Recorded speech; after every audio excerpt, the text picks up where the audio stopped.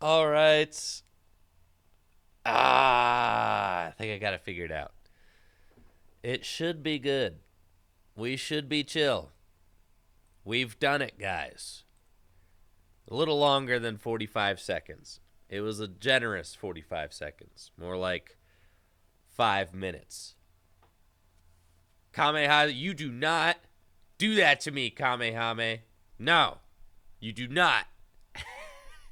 You guys will have no idea how many milliseconds. We were real cold, guys. We were real cold.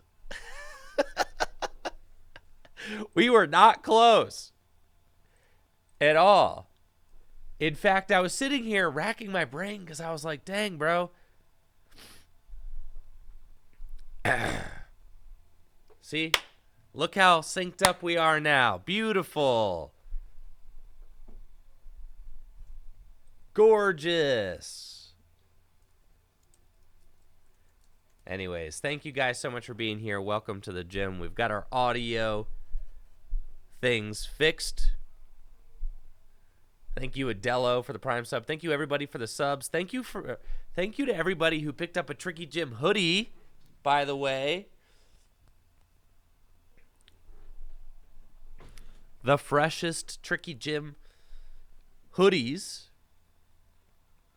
Thank you guys so much. They are available now at trickygym.com. I only ordered 200 of them, and about a dozen of them got sent out to the mods. So you do the math.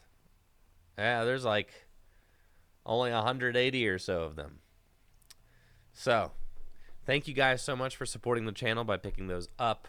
Really helps with upgrades that I'm making, like this new computer that I'm setting up right now. So thank you guys for that. I really appreciate it. And the number that we ended up on for the audio delay, thank you, Yep Croc, for that Prime sub. The number that we ended up on for the audio delay was 225 milliseconds. Positive. Is 225. That was the number. Yeah. We were not close.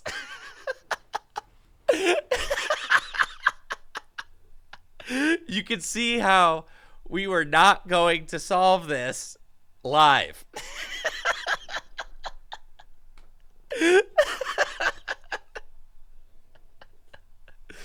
So what I ended up having, and I'm like, dang it, dude. Like, I remember doing this with my other computer because it used to make me so mad that I had my audio out of sync. I actually just operated with my audio out of sync.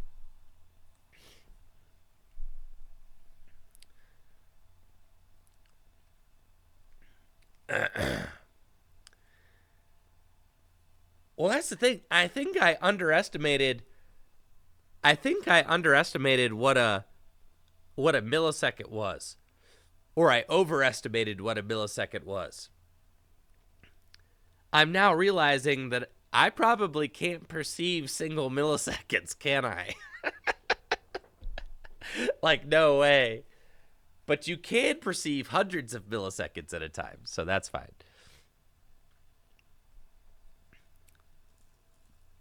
JW streamed through like 1,500 milliseconds of delay for over a year. 225 is like a quarter a second. Yeah.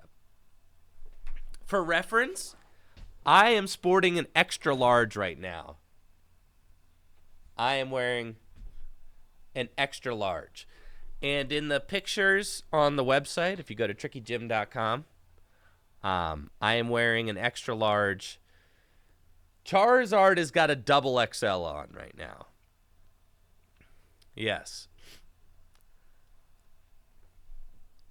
For reference, I usually wear large, like, shirts, but for a hoodie, I wanted an XL, right? Because I'll wear large T-shirts, but, like, you want a hoodie to be baggy, right? So you can, like, layer it.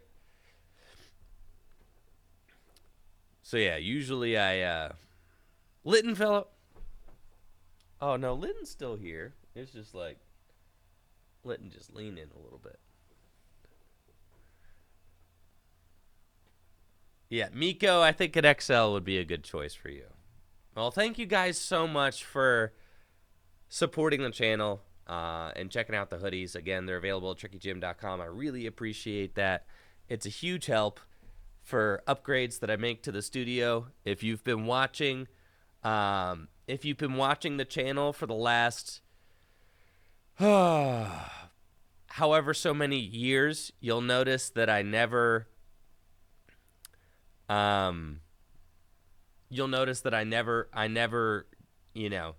never settle, right? When it comes to the production value of my streams and things like that. I'm constantly upgrading.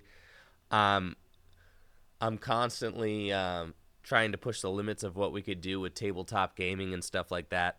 I bought $5,000 worth of camera equipment to start this year off.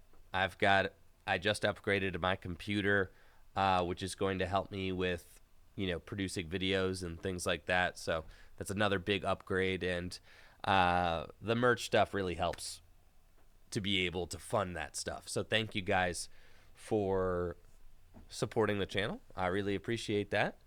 And hopefully those of you that ordered your hoodies will be enjoying them very soon. Natalie and I are going to ship them out. They're all locally screen printed here in Akron by my boy George. George is a great guy. He does all of the merch for Full Grip Games as well. So definitely love the work that George does screen printing these.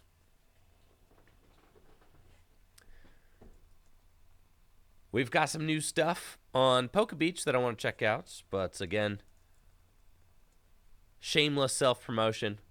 TrickyGym.com. Best place to get all of the dopest Tricky Gym merch, like the new Tricky Gym hoodies. Boom. Look at that.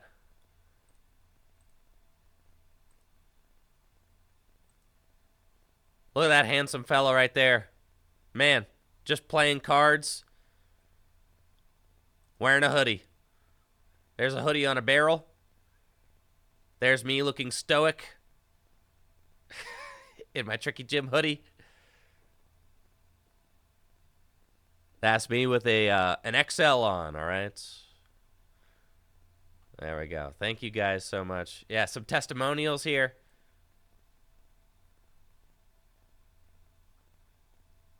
Good stuff. Thank you guys for checking out the shop. Again, I still got some Tricky Gym custom Dragon Shield sleeves. I'm pretty sure we're like just about out of t-shirts, but Tricky Gym playmat's still there too. This all helps support and fund the channel. So thank you guys so much for that. I really appreciate it. Now, taking a look at new Pokemon card stuff. We've got new Pokemon cards, man. I need to get some ad blocker. This is crazy, bro. I don't know.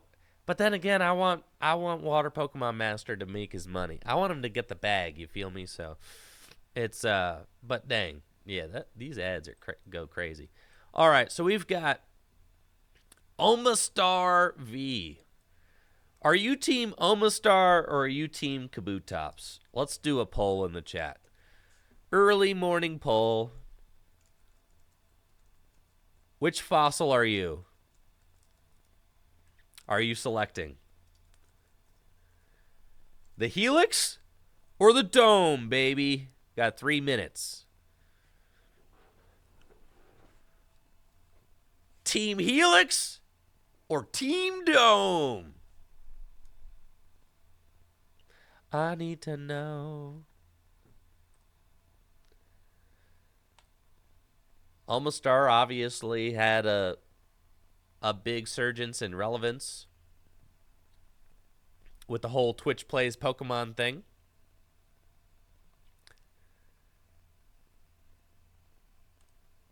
But Kabutops is also a huge, just a very popular fossil Pokemon. All right, Omastar V. Ancient Guidance. Search your deck for up to 2 cards that evolve from item cards with fossil in their name and put them onto your bench. So Almost RV could just go get, like, yeah, your stage 1 fossil boys straight onto the bench. What's up, Mr. Squeeze? Yo, thank you so much for the sub and the 43 months and the well wishes. I appreciate you. Thank you, Squeeze. So that's pretty cool. And then it's Tentacle Defense. 110 damage during your opponent's next turn. The defending evolution Pokemon cannot attack. Okay. Those kinds of attacks are never really good. But it's got a nice retreat of 1. That's cute. I prefer the Research Lab Stadium. Like, when we're talking about getting fossils into play, I mean, fossils are pretty much, what is it, Research Lab? Fossils have pretty much always been impossible to get into play. That's just kind of what it is. For some reason. They just never make these dudes. They just never make these dudes easy to get into play, right? But the Pokemon Research Lab from Unified Minds, that was actually like a nice solution to getting fossils into play early because it's a stadium card. So you don't need to put like a liability into play. You could just Pokemon Research Lab and get your dude into play that way and then evolve it. What's hilarious is that they have these like gimmicks to get fossil Pokemon into play, right? But the best way in the history of the Pokemon TCG, the best way to ever get a fossil Pokemon into play was to use Maxis.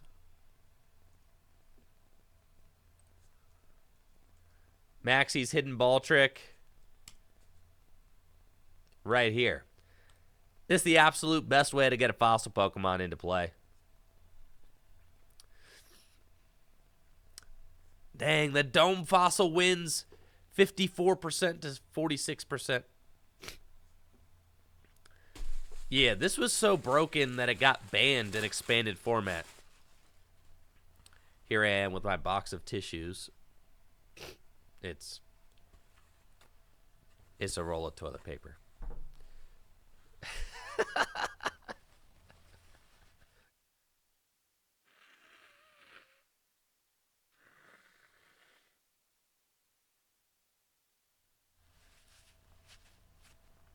Excuse me. I'm sorry.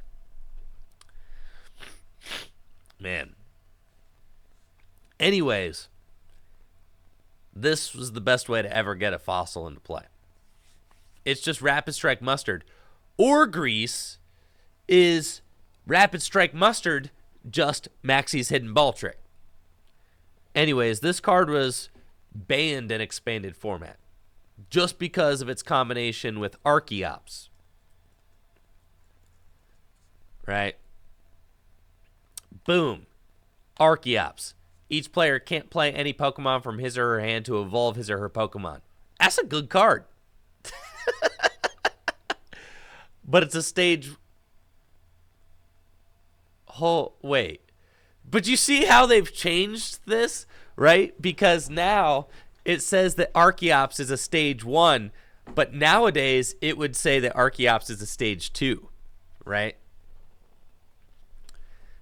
Because it would say that Arkin is a stage 1, right? But back then, Arkin was not a stage 1. It was a restored Pokemon, right?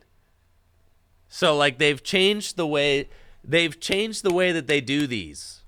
They have completely. I'm just now realizing this. Yeah, restored Pokemon were a thing back then, but I think in an effort to like simplify everything, this is one of the few things that they've changed since starting the Black and White era. Like, this is one of the few mechanics that they've like completely rewritten. You could not rare candy a fossil back then. In fact, there were no fossils back then. Put it in this card only with the effect of Plume Fossil. So we go look at Plume Fossil, right? You guys are going to be This is how you used to get Arkin into play. So no, you could not rare candy off a fossil back then. Yeah, this is how you got it into play. Like this. And this is terrible. This is like, as you can see, when they originally printed fossil Pokemon, they had no intention of them being any good. So you could give your fossil Pokemon the most broken ability of all time, like we got with Archeops, right?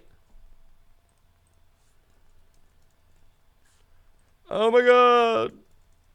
You could give Archeops the most broken ability of all time because it was pretty much impossible to get it into play, right? So, yeah. Then, a few years later, they printed Maxie's Hidden Ball Trick, and then all of a sudden you had an instant way to get this guy into play, right? And the rest is history. Then Archeops got banned. But you know where Archeops is still legal for play, ladies and gentlemen? You know where you could still play this broken Pokemon if you want to? If your heart desires it. Gym Leader Challenge, baby. That's right. Gym Leader Challenge. Archeops' permanent home in Gym Leader Challenge. Phenomenal. Speaking of Gym Leader Challenge, I'm going to be streaming some tabletop Gym Leader Challenge featuring new cards from Incandescent Arcana with Jesse Parker tomorrow. So, if you are interested to see some new Gym Leader Challenge action featuring new metal cards from Incandescent Arcana, like the new Zamazenta, the new Mewtwo from Incandescent Arcana, and some new water Pokemon, we're going to be showing them off tomorrow. Some tabletop action. Should be fun. Going to be a good time. But yeah, so it's funny. They have a lot of different ways to put fossil Pokemon into play throughout the years, but like, you know, here's Omastar. Now Omastar can get fossil Pokemon into play as well. Then we've got Relicanth. It's a basic Pokemon. It's got the fossil search, attack, shuffle up to 4 in any combination of unidentified fossil and rare fossil cards from your discard pile into your deck. Water Pulse, this card is not very good. Sorry. Regieleki V. Switch Bolt, 30 damage. Switch this Pokemon with one of your benched Pokemon. Okay, a little hit and run. And then Lightning Wall. For lightning and 2 colorless energy, does 100 damage during your opponent's next turn. This Pokemon takes 100 less damage from attacks. That's pretty good. And then Regieleki VMAX, 310 hit points. Free retreat. Free retreat, baby. Look at that. Man. That's nice. It's got a nice ability, too. The attacks of your basic lightning Pokemon do 30 more damage to your opponent's active Pokemon. So if we sit here and we think about that. Man. Vikavolt. Regieleki. And Vikavolt.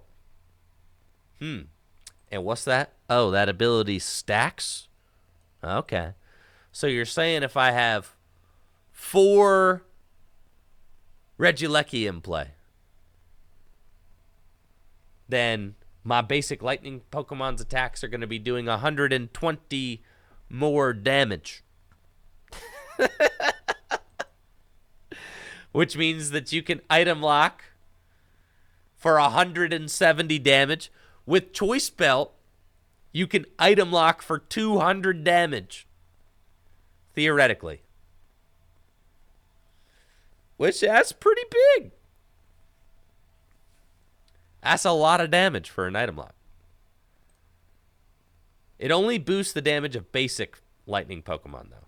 So, something to keep in mind. Max Thunder Strike does 220 damage, and during your next turn, this Pokemon can't attack. So what's really cool is that you can also boost the damage of Super Zap Cannon. So think about that. Even if you have like 2 Regielekis in play, Super Zap Cannon's doing bait. Holy smokes.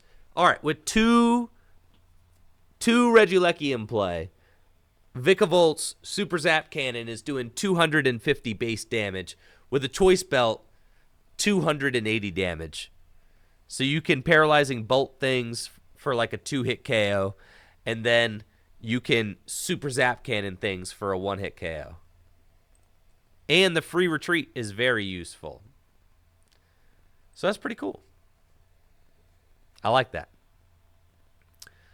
We've also got Anorith and Anorith. Yeah, he's cute. It's nice. A little 30 plus 120 if you discard an unidentified fossil.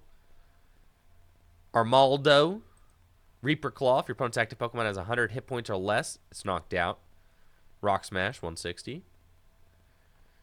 New Dragonites. But wait, let's look at Regidrago first. Heavenly Scream for 1 colorless energy. My goodness, look at this thing. This thing is insane. Heavenly Scream, discard 3 cards from the top of your deck. Attach all energy discarded in this way to this Pokemon. So he can get himself juiced up. And then Dragon Laser for 2 grass and a fire. Does 130 damage. And the attack also does 30 damage to one of your opponent's bench Pokemon. Alright, fine. But what do you evolve into? Regidrago V-Star. 280 hit points, no weakness, and a retreat cost of 3. Dragon Dream. Get it? Rhymes with Heavenly Scream. Dragon Dream. Choose the attack from a Dragon-type Pokemon in your discard pile and use it as this attack. Holy moly! Dragon Box. Man. Any Dragon fans in the chat? Any y'all like Dragon-type Pokemon? You excited for the new Dragon Box? Just think of all of the possibilities. All the Dragon-type Pokemon's attacks that you could copy. And then it's got a V-Star power. Once during your turn, you may discard 7 cards from the top of your deck. Then you may choose up to 2 cards from your discard pile, reveal them, and put them into your hand. That's a pretty terrible V-Star power. So we're not going to worry about that. It's literally, like, pretty much just explicitly worse than Darkrai V-Stars. However, it does jive with your Dragon Dream attack, because you could discard the top 7 cards of your deck. You could discard Dragon Pokemon, right? I'm not sold on the... discard the top 7. You get 2 cards back. It's fine. It's fine. It will surely be used. It surely will be used. But if you're comparing it to other V-Star powers, like Darkrai V-Star, right? Like Darkrai V-Star Star Abyss just gets you 2 items from the discard pile. With this, you have to discard 7. I understand that it doesn't have to be from the 7 to get them back. But I mean, like, yeah, you probably, if you're playing a pure Regidrago deck, I mean, you'll just use it. Nah, you'll use this V-Star power. I promise, for sure. It's like a little medium, but it's fine. Lance, new supporter card. Search your deck for up to 3 Dragon Pokemon and put them into your hand. New supporter card. Great for Gym Leader Challenge. Thank you, GQ Dang, for that Prime sub in the 19 months. What you think? You think we're going to get a full art Lance supporter?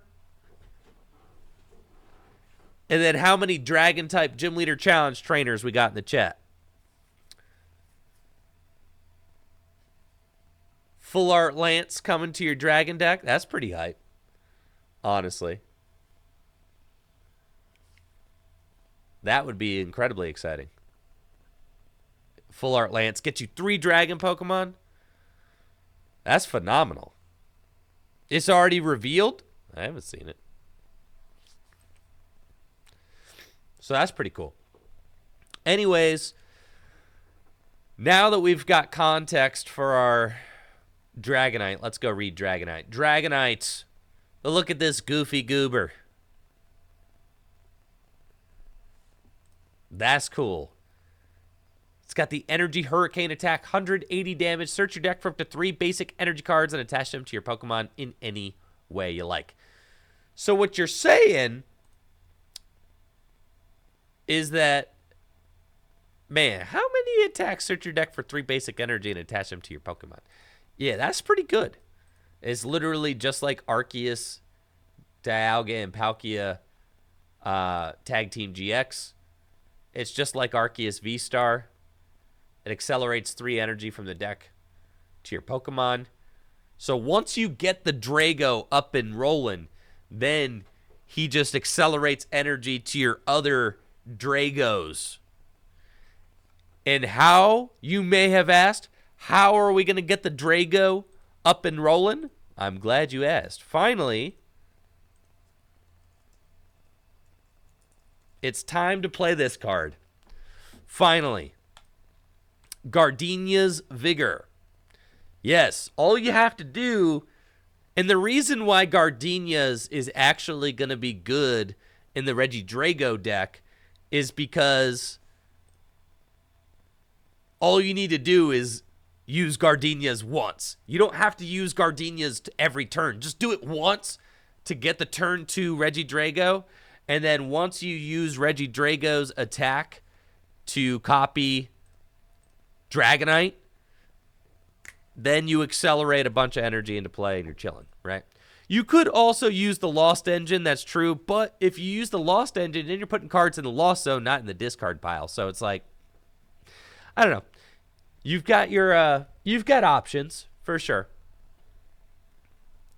but there are lots of ways to power up Regidrago. Once you power up Regidrago, you can copy Dragonite. Once you copy Dragonite, then you got a bunch of energy in play, and you can copy any of your Dragon-type Pokemon's attacks. Now, if you ever wanted proof that expanded format is a dead format and is never coming back, this is that proof. All right? Expanded's dead, chat. Don't even talk to me about Expanded with the Regidrago. Regidrago is not meant to copy all of those expanded Pokemon cards you're talking about.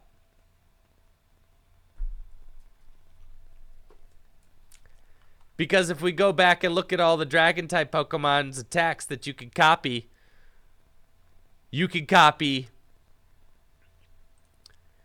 use your attack to copy Alter Creation GX with a double dragon energy.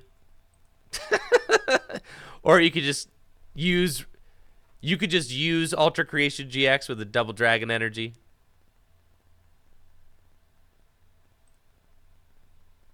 That's cool. You could also copy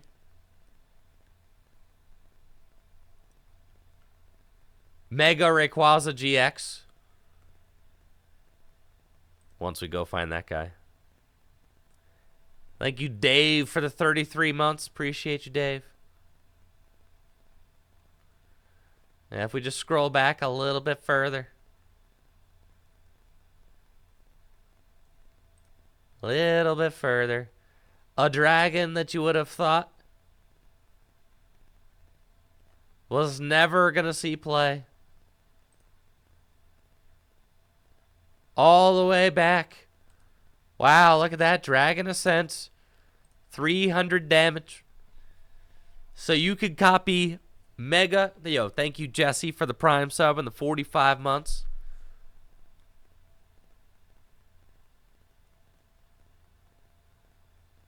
You can copy Dragon Ascent, but you don't need 5 energy.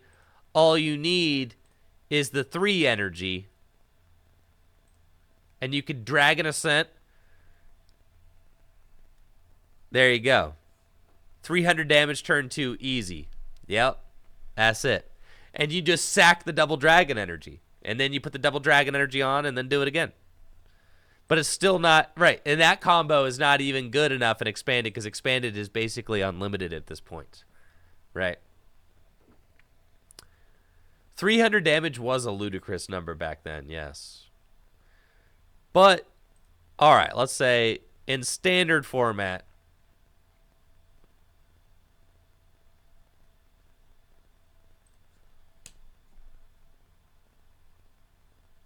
you could copy Lost Impact for 280 damage. You could copy Rolling Iron for 200 damage. Lost Impact for 280 damage. You could copy Rolling Iron for 200 damage. It's pretty good. You could copy Giggity Impact for 250 damage. Thank you, Knife Laugh Love, for the Prime sub in the 8 months. You could copy Sonic Strike to do 220 damage snipe. That's insane.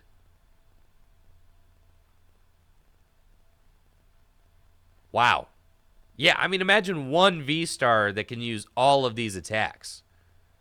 It's just absolutely crazy. You could copy Draconic Impulse. Holy smokes. 320 damage. Right? To a Pokemon VMAX.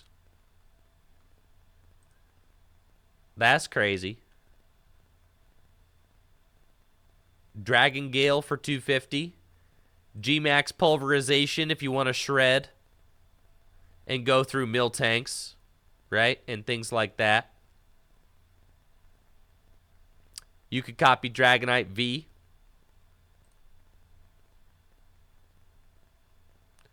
Sheesh. It's pretty cool.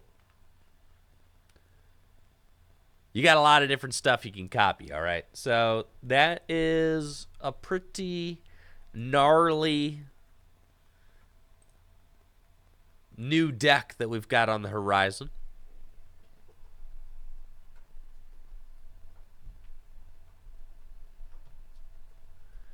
Baby Zygarde. What does Baby Zygarde do?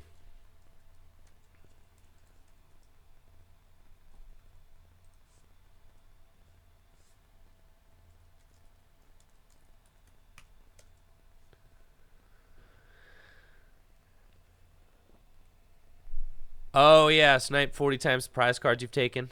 That's right. That's not, and isn't just, wouldn't just the Garchomp V be better to copy?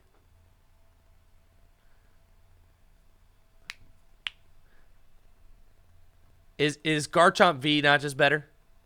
You just, like, literally do instant 220. That's just probably better. You just can do it at the end of the game, 220. It doesn't discard, but yeah, at the end of the game, it doesn't matter. At the end of the game, you're doing it to, like, win. You know what I mean? Because you'd have to use Zygarde at the end of the game anyway, right? So Echoing Horn? Oh, that's not great. You could pick a bunch of evolutions, though.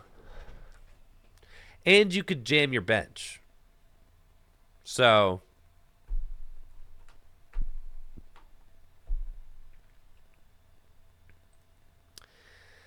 anyways, I played Mew VMAX at Peoria. It was a broken deck. This is the list I played. It's busted.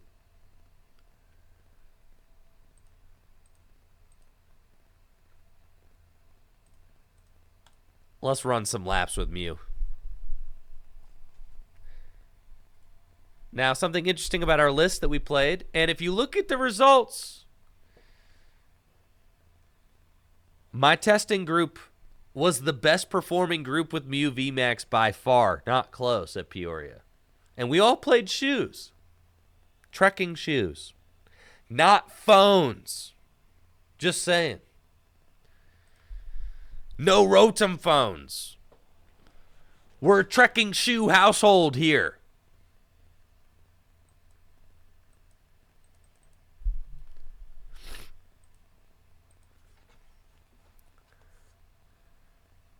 Cool. Looks like I'm playing against Palkia Inteleon. We've got turn 1 battle VIP pass. We can go get a couple of Jennies to get us started. Really like the look of this opening hand. And then I can try Cramomatic on the trekking shoes. We've got another head, so we will gladly just go get another battle VIP pass. And we are cooking. Let's get our final Genesect and an Oricorio. Double turbo energy down, and I'm drawing cards. And this is one of the reasons why I love this Mew VMAX deck, because it is just really smooth and really consistent, hyper aggressive. We're going first here. If my opponent puts a Pokemon V into play, I am going to smack it next turn, and it is going to get knocked out, and I will be in the lead by a lot, right? And that's one of the powerful things about playing Mew VMAX, is that there was not a ton of path to the peak at the Peoria Regional Championships. It is a card that is seeing slightly less play, I'd say, than it was seeing just last year. And that really opens the door for Mew to go completely unchecked, because it allows you to just draw an insane amount of cards. And going into... Nice, looks like we're playing against Arceus Inteleon. Going into the Peoria Regional Championships, I had decided with my testing group, and thank you, Danster, for that Prime sub.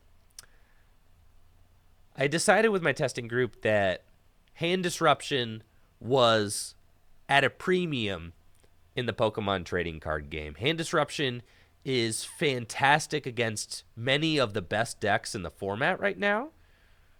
So we wanted to play a deck that could take advantage of that, which is what we decided to do with Mew VMAX. Mew VMAX is one of the best decks at hand disruption in the Pokemon TCG. So now you have a tough choice. Do you get rid of the power tablet and go for the boss on this thing? I think the answer is just, heck yes, brother. You can always put those back into the deck with Silene later. We win this game by knocking out this Arceus right now. So here we go. We'll use Fusion Strike System for 6. And we want to keep the Echoing Horn. We will Quick Ball away this Mew. And then I'm going to get the Big D. And Big D, it's nice to have you here, but you can also go. And then I will retreat. Can you tell it's my first game?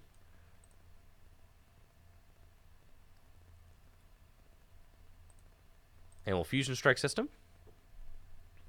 First game on this computer. We've got a cross switcher. Maybe it was...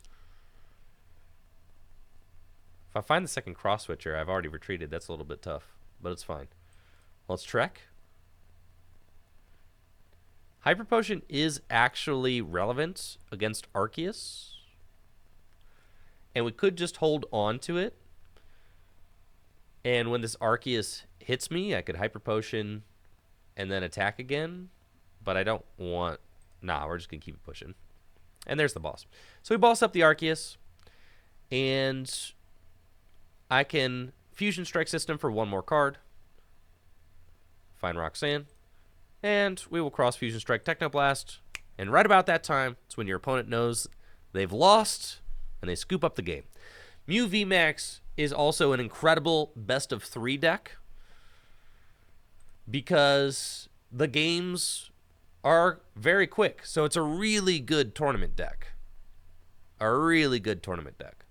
Thank you, Cusarino, for the Prime sub in the 6 months. Appreciate it. But yeah, real quick, actually, let's just quit that. Pull up Limitless TCG. Boom. If you guys never checked out this website, definitely check it out. They do an incredible job with tournament results and things like that. Here's obviously the Peoria Regional Championships. Riley lost heartbreaker back-to-back win-and-ins to top 8 with our Mew VMAX list. This is it right here. It was the top placing Mew VMAX list at the Peoria Regional Championships. But it wasn't just Riley that did well. We also... There's Ian Robb, did well with his team's list. We also had Adler Pierce, was playing our exact 60 as well, finished in the top 32. JW finished 34th with the same exact list. And then I finished 36th with the same exact list. So we had 4, let's see, Ian Robb, yep. 4 out of the top 5 Mew VMAX decks at Peoria were my team's list. 4 out of the top 5 Mew VMAX lists were the list that I'm showing off right here in the video. So, just to like give you an idea of how prevalent our team's list was at the top tables, right? I think Ian and Xander were playing a pretty similar list. Xander finished in the top 64 as well.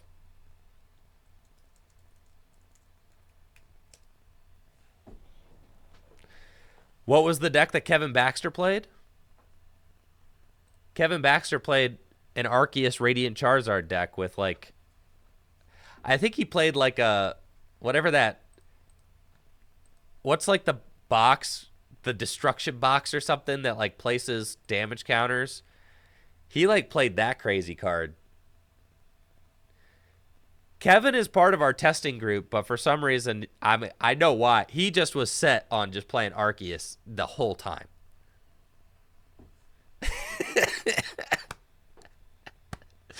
He was like, "Yeah, I'm playing Arceus Charizard and I don't care." Yeah, Box of Disaster. Yep.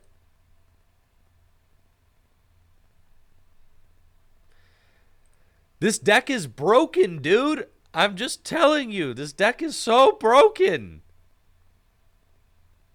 This is a filthed out deck. You literally... Every opening hand with this deck just feels glorious. Absolutely glorious. Just... Look at this insane hand. It's nuts. And then you're off to the races. Big chillin'. Say, I don't want that. There we go. Draw some cards, and I'm ready to blast something into next week. The path to the peak is sometimes important. I don't think my opponent's going to play a turn 1 path against me because they are playing Greninja. So... I'm just going to wait here. I pretty much have what I need already. Nah, I'm not going to wait here. I'm going to get rid of the path. The path is really good against... If this is Kyurem, Palkia, the path is really good against that deck. But you really only want it at the end of the game. So, potentially we'll try to silene it back into the deck later. So here we'll just pass. And then I'm ready to blast off next turn. We're going to target down whatever my opponent puts onto the bench. And then at the end of the game, you just disrupt the hand with Marnie and Roxanne. Looks like it is going to be Kyurem Palkia. Kyurem Palkia was definitely the most popular deck at the Peoria Regional Championships. I'm very comfortable with this matchup. They are setting up quite well, though, with 2 Palkia and 2 Kyurem. However, if they do all of this, then that means that they probably don't have room for both an Oranguru and a Crobat. So we're in a funny spot because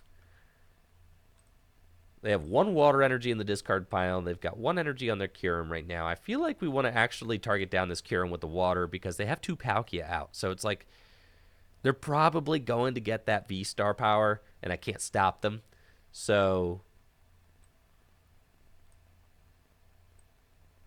we'll put the Pokestop into play. And I haven't seen my energy yet. So that's the piece we need to find. We'll do 1 Fusion Strike system and see if we find any pieces to help us inform our decision. The Echoing Horn is really good. So I don't necessarily want to get rid of that. I think I'm okay to just Pokestop. Yep, we did find a double turbo there. But that's okay. We're going to go for double cross switcher. Fail it. So I think that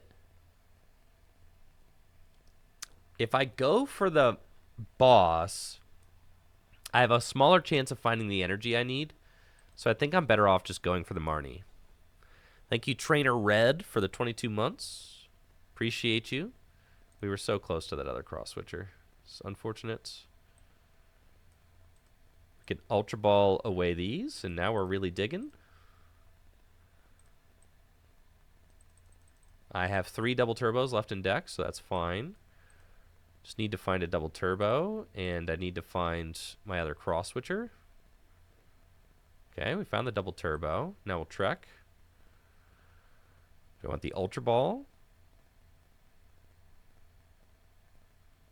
Ultra Ball will help me to dig further, so I would say yeah. And then we can Ultra Ball away these. And I just need to find... Ooh, I only have 1 other cross switcher in my deck. That's sus. Alright, well, we've got 4 cards to find it. We do not. So, that was a very uncommon whiff, but we did whiff that. Just Max Miracle for the knockout. Usually, I think I prized 2 cross switchers there. So that's kind of the reason why we were not able to find it. But it's okay. We've still got a route here. Definitely.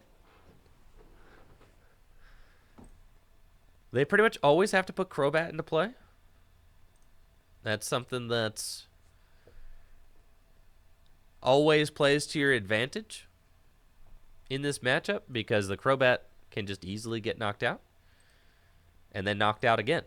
But the problem is that I had to take the Greninja, but knocking out the Greninja does kind of like help, obviously, because it eliminates some of their draw.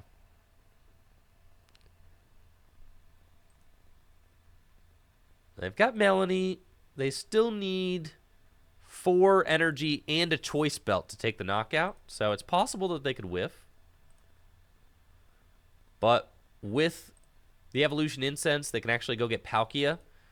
And they can get 5 energy if they want. But that's where Roxanne comes in, right? Because they're going to take 3 prizes. I'm going to limit their hand. This is where we want the path. Like, you really want that path here. To be able to Roxanne path. But we don't really have that option. So it's unfortunate. But you can see how quickly the games. You see how quickly these games go, though, right? Which is something that I think made Mew a very good tournament deck, because you get in the game, you get into the thick of the game very fast, and you're able to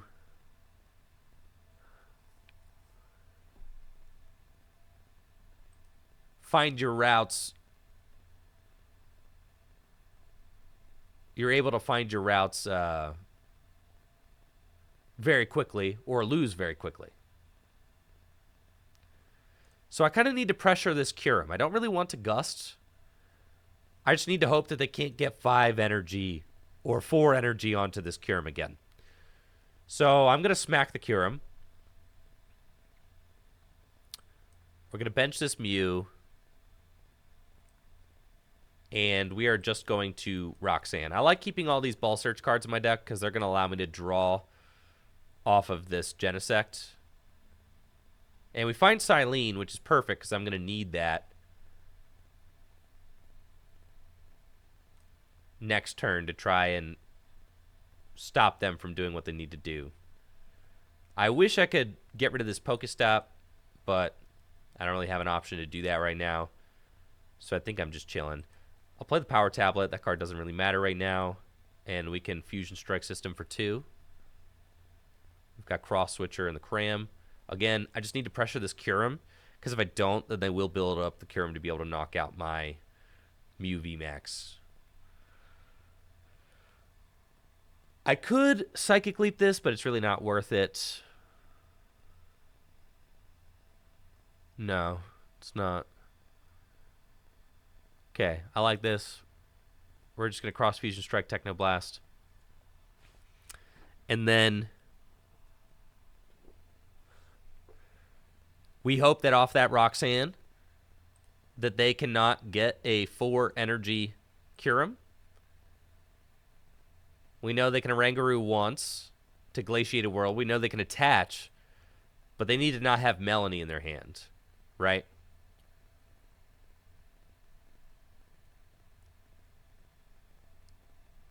That's like the real clincher. If they have Melanie off of Roxanne to 2, then like, okay, you got it. So we just hope that they're 1 energy short. And then I can Silene, put some cards back on top of my deck, knock out the Kyurem, Gust, knockout game, right? They go for the Desperation Pokestop. Doesn't help. And they've got Training Courts, but it doesn't matter because they can't attach that extra energy. They don't have the second Kyurem VMAX. They don't have another Oranguru set up, and they just have to settle for 280 damage. So now I'm using Psychic Leap for 80. It's got 80 hit points left. So what I can do is, yeah, we could Psychic Leap, promote like Oricorio or something, and then just Gust for game. So let's Power Tablet. Let's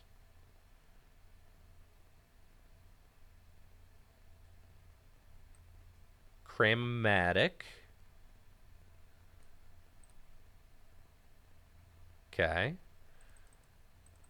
And all we really want, I mean, double turbo energy is like fine. I'm just like getting cards that I can play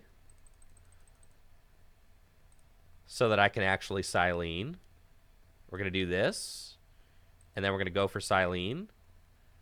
And we hit heads. And now the card we want is Path. And then we're going to Fusion Strike System. Okay.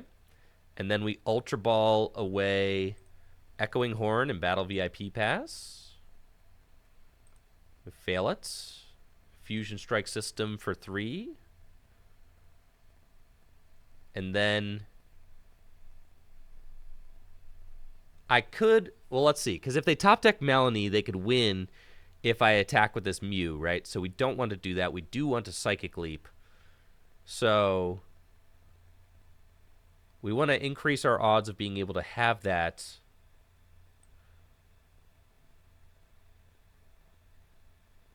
So let's Quick Ball away, I think, this Cross Switcher. And we will Fusion Strike System for 2 more. It's pretty good. And then we'll slam the path down. I've only got 2 cards left in deck. Oh, I need to retreat. Yeah, that's right. Okay, retreat, Cross Switcher. Or retreat, do that, and then Cross Fusion Strike, Psychic Leap. So we do that. Mew goes back into the deck. Yeah. And then we take our 3 prizes. We're going to promote Oricorio. Take our 3. We've got Big D, Genesect, and Trekking Shoes. Trekking Shoes, great here. I didn't... A fresh Mew VMAX. That's right. I could have actually, with Silene, I could have put a fresh Mew VMAX and just done it that way. Probably. That's true. We could have done it either way.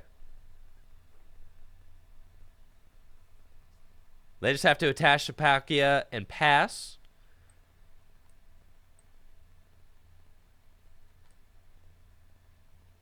Now, we'll bench the Mew. And then we will Trekking Shoes. Don't want the Cross Switcher.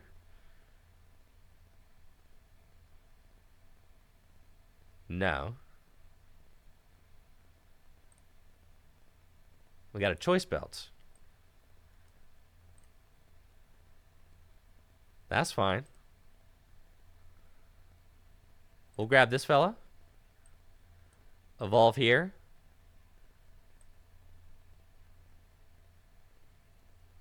And I will pass.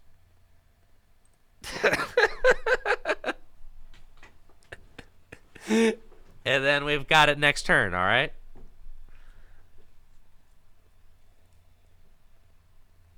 We're chilling, bro. We're chilling.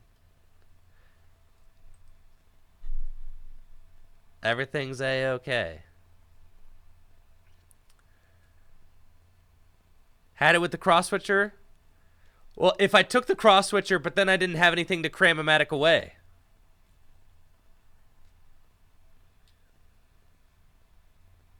So we had to just wait for the double turbo energy. Listen, we got there, all right? Like I said, you've got so much finesse power with this deck. Look at that. Boom! Let's go, baby. Finesse power. And the path is broken because it just turns off all the abilities. You don't need them.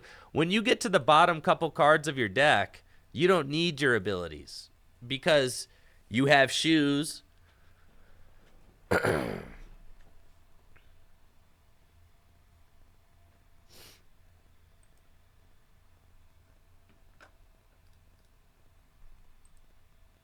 You're chilling, dude.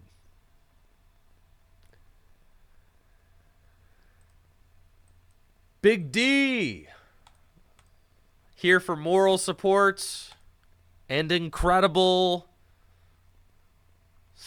And I'm playing a Mew Mirror. Let's go!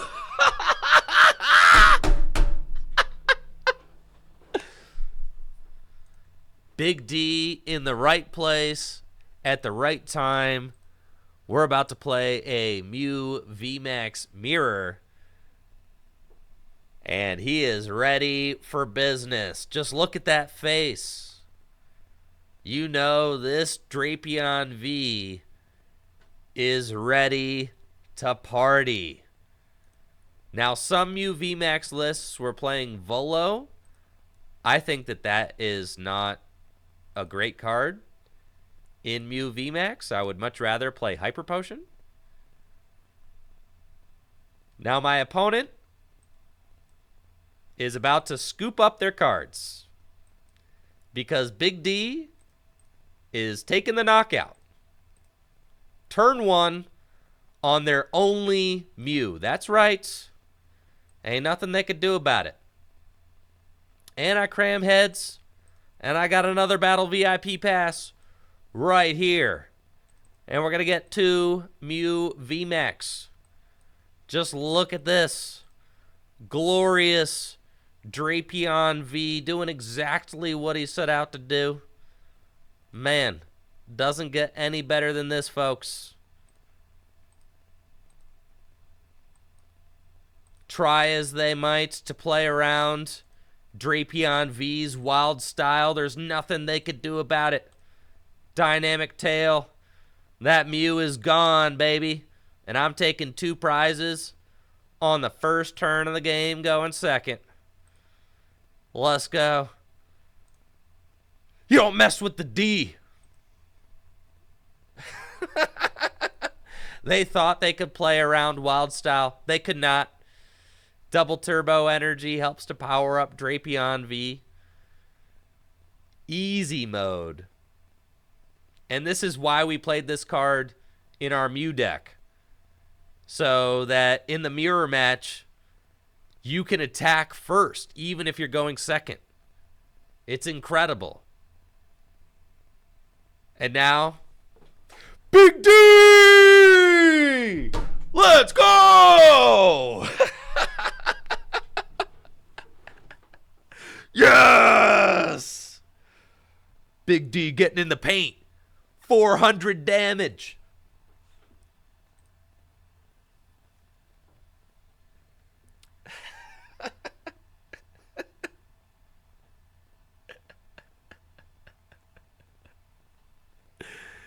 Oh, man. Yeah, that's sick.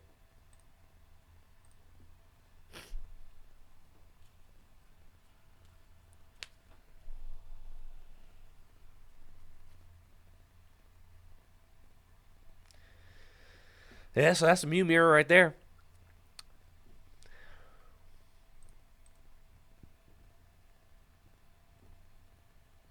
Broken deck.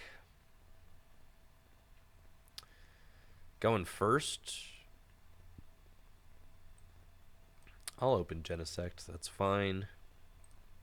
Because I don't know if I'll want to put Oricorio into play. And actually, does 300, 280, 310. The Oricorio does not make much of a difference in this matchup, does it? The Lost City does. Reggie's, this is a difficult matchup for our Mew deck, but it's one that we can win. All right, we can do it. It's just not great, but it's possible. We're going to go for the Cramomatic, see if we can't. Nope, we can't. Then we will have to quick ball away the Hyper Potion, probably. Get ourselves a Mew. And we'll slap these fellas down and Fusion Strike System. We need to keep this Lost City. It's really nice that we found it already, for sure, because it is one of the more difficult cards to find in the deck. So we're going to hang on to it and try to set up Trekking Shoes. Do I want the Ultra Ball? Yeah, actually. And we'll just attach to Mew and pass, right? Because next turn we'll evolve into Mew VMAX. I'm going to put the Lost City into play. Even if they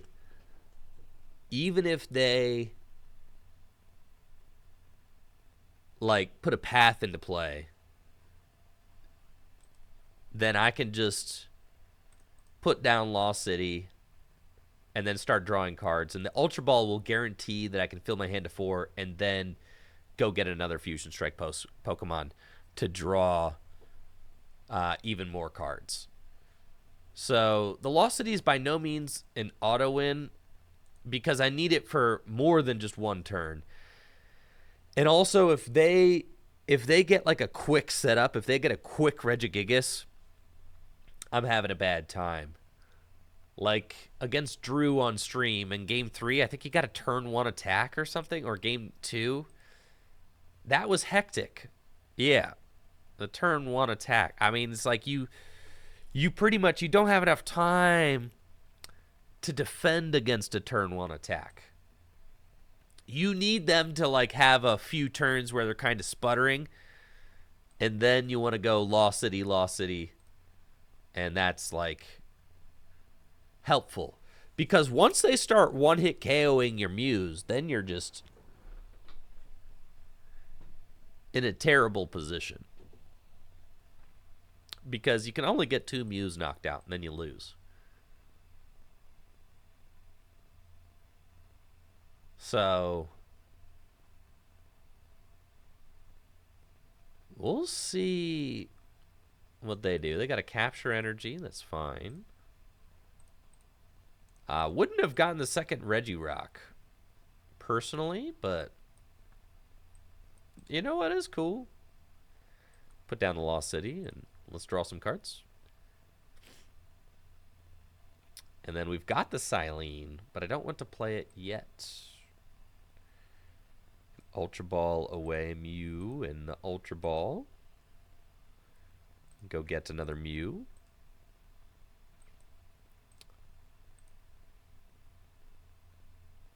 And I could Silene. And then Palpad the Silene back into the deck. Let's Fusion Strike System and see if I don't find... Alright, so this certainly helps. We found the double turbo energy. This was something that Xander on Twitter was like, you need phones to find double turbo energy. Bro, you do not. You realize you draw your entire deck, right? That's coward's play. Plus, you have Cramomatic to find your double turbo energies. Brother, you do not need Rotom phones. That card is a crutch. Like I said, a crutch. But it's cool. If people want to continue playing a bad list, they can be my guest. So, we want to send this Reggie pack into the Lost Zone for sure. Let's Cramomatic here. Heads. That's good. Because then I could just go... Ooh, switch cards. Yep. Switch cards. Attach that there. Fusion Strike System.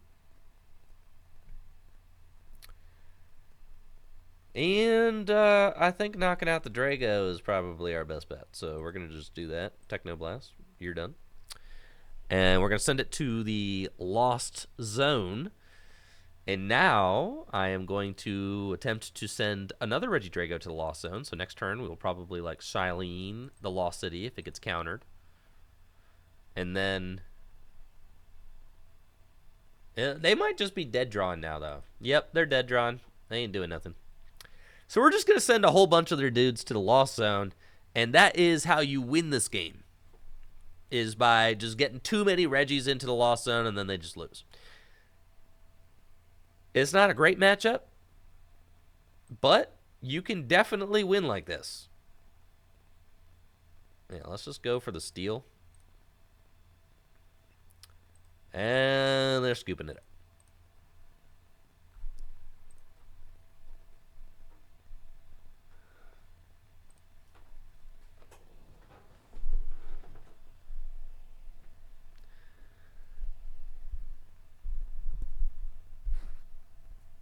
JW, what do you think?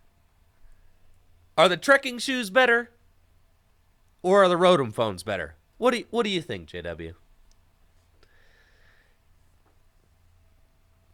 Let's ask Flex Father.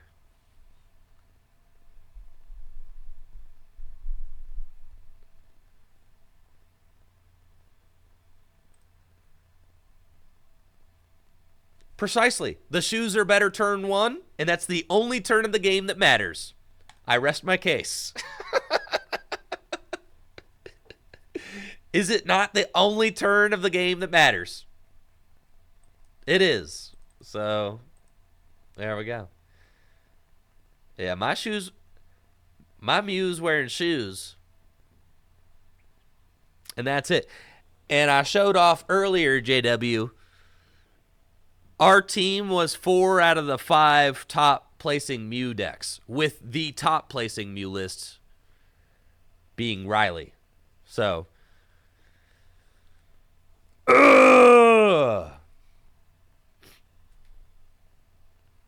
yeah. So I'm just saying, pretty firm argument there. I know. We definitely Riley losing back-to-back winning ins was brutal, but it's all good. Happens. Pokemon's tough. Looks like I'm playing against a Lost Box Giratina deck. These decks can be tough to compete against because they usually play Drapion V. The Comfy engine is very susceptible to hand disruption, though, which is why we opted to play 2 copies of Marnie and a Roxanne. So that's usually going to be our strategy at the end of the game. Just using Marnie early, Roxanne at the end. Make sure that you can rely on your Echoing Horn to bring up Pokemon V that you've already knocked them out again. The Lost City is going to be very good if they put Drapion down. We can do that whole thing. Looks like they are playing a Rangaroo in their list, and there's a Cramorant. The Hyper Potion is good in this deck if your opponent is trying to like math out your Genesects. Thank you, JB Gamble. Appreciate you for the Prime sub and the 40 months. And huge thank you to everybody who's picked up a Tricky Gym hoodie so far. It really helps me to fund the upgrades that I make to the studio here, like the new computer that I'm streaming on right now and the new cameras that I picked up. It's just a huge help with the development of the channel. So thank you guys so much. I really appreciate it. They're available at trickygym.com if you want to scope them out. They are printed locally here in Akron by my buddy George, who owns a screen printing shop. He's a super nice guy. He does all the merch for Full Grip Games as well. So, thank you guys so much for the support. I really appreciate it. Coffee Island over here has got Giratina V on the bench. Looks like they're powering that dude up by getting some cards in the Lost Zone. They got 3, so that's fine. We will be using Marnie. So let's start off with Quick Ball away, a Quick Ball, and we'll go get a Jenny. And then I almost feel like using Double Cross Switcher to like harass them a little bit. Like just bring up the Giratina or something. But that's probably not something I need to do.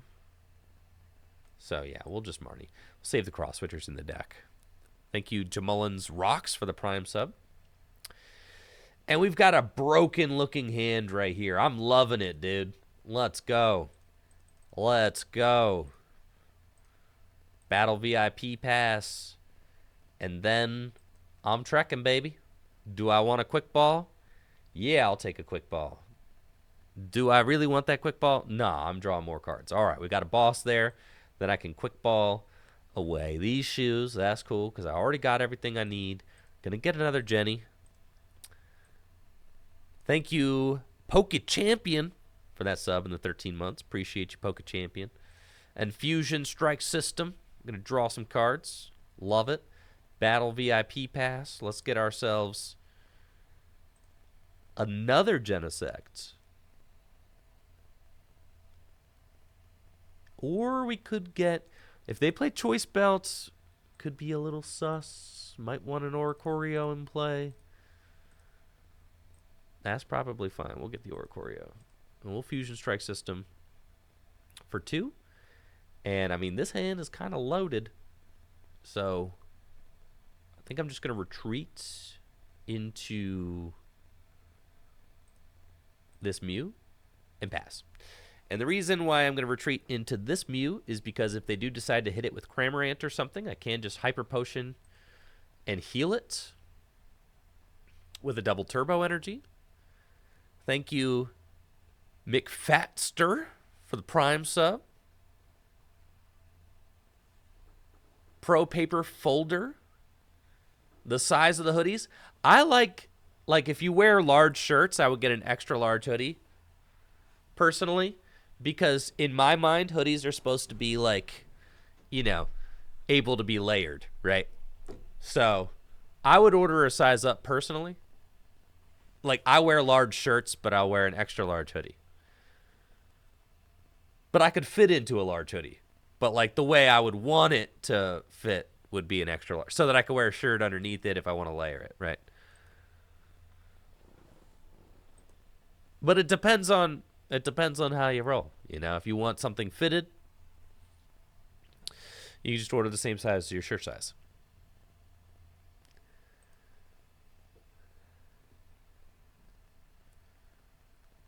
All right, I've got Comfies. 4 cards in the Lost Zone. That's cool.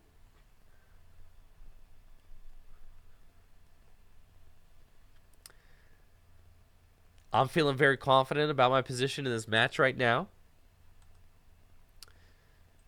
Because at most, they're probably just going to smack me for 90 damage, which I can heal, and then I can knock out their Giratina. At worst, they bring up Drapion. If they bring up Drapion, I'm going to try and Cramomatic for the Lost City and put that down. Thank you, Pokey Champion, for that gifted sub. Appreciate you, Pokey Champion. They got 1, 2, 3, 4, 5, 6, 7. They do have Mirage Gate online now, so if they want to, they can Mirage Gate to the Giratina. And they could come up and do 280 damage to my Mew. If they do that, I will just double Power Tablet, knock out their Giratina. In return, it's no problem. And then if they bring up another Giratina and do it again, then I will double Power Tablet and knock it out again and Roxanne them to 2. It looks like they might try to use Radiant Greninja, maybe, to soften up my dudes. They can do 70 damage to 2 of my guys. I don't really care if they do that, because I'm still just going to gust you up and blast your Giratina.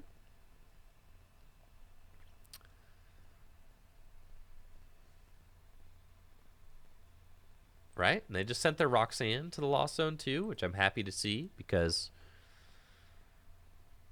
who likes to get Roxanne? They probably, they could play a path. They probably don't, though. So I probably don't have to worry about Roxanne too much. Escape Rope. We'll send up Oricorio. It's fine. I know they can knock out the Oricorio with the Cram, but I really don't want to send up this Mew, and I really don't want to send up a Genesect. You see, like, if we send up a Genesect, then I have to find a switch card. And I'm, like, really not trying to do that. So I'm okay sacking the 1 Oricorio and then blasting their Giratina next turn.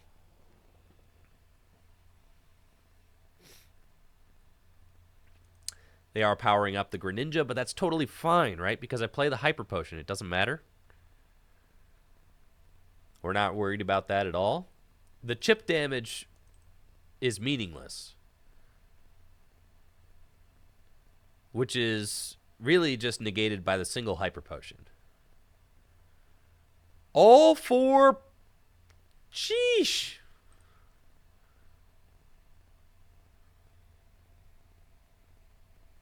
That's fine. You think they play... Yeah, it's cool, brother. All right, let's guest up this guy. And you know what? It's not great, but it's cool. I'm going to draw a couple. Okay.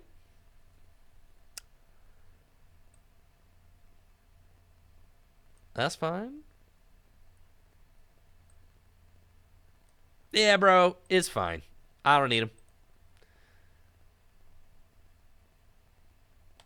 Fusion Strike System.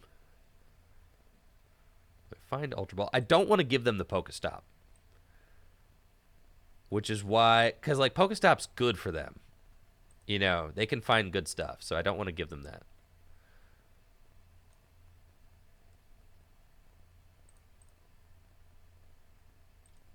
Go Ultra Ball.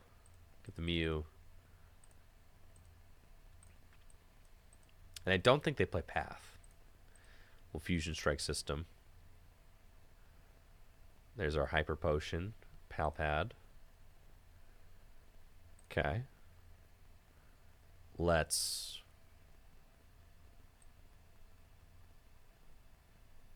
Cramomatic. Sick.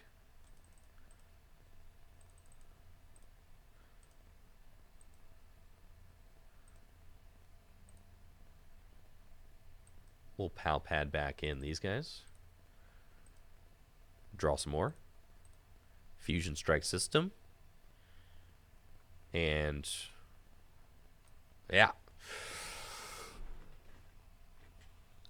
Let's go.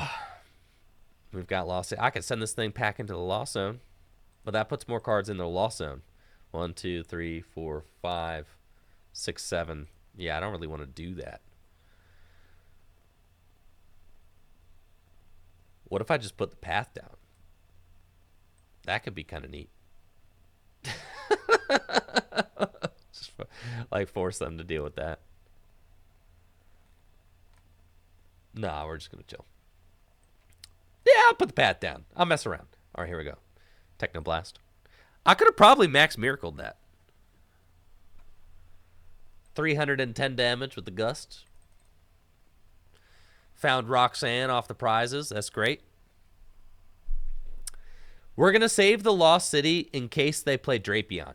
Also, by playing the Path here, we make it so that they have to have a stadium counter in order to put Drapion down, right? So the Path here is doing quite a bit. It's stopping concealed cards. It also stops Drapion from attacking for free.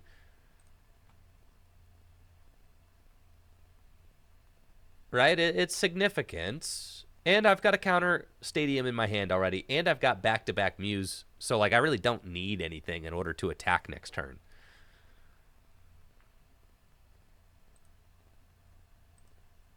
We did just vanquish all of my power tablets, unfortunately. Because sometimes... you know, sometimes you get into a hand with 4 power tablets.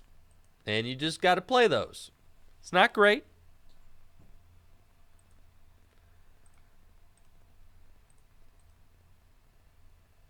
Getting the second V into Lost... I'm telling you, the Drapion is a bigger fear than Thornton. Drapion is a bigger fear than Thornton here. The Thornton Giratina play, I played 15 rounds at the Peoria Regional Championships, and guess how many times I saw somebody pull off the Thornton play? I'll give you a sec. 15 rounds. How many times did I see somebody pull off the Thornton play? 0 times, chat. 0. Not a single time. Guess how many Drapions I saw? A dozen. Not one person pulled off the Thornton play. But I saw a gazillion Drapion. So I am definitely more concerned about Drapion than I am about the Thornton Tina play. Also, John Eng's list that he top 8'd with did not play Thornton. So if people are looking at that list, then... that's something to keep in mind.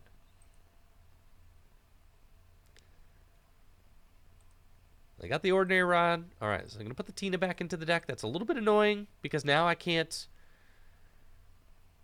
do my whole thing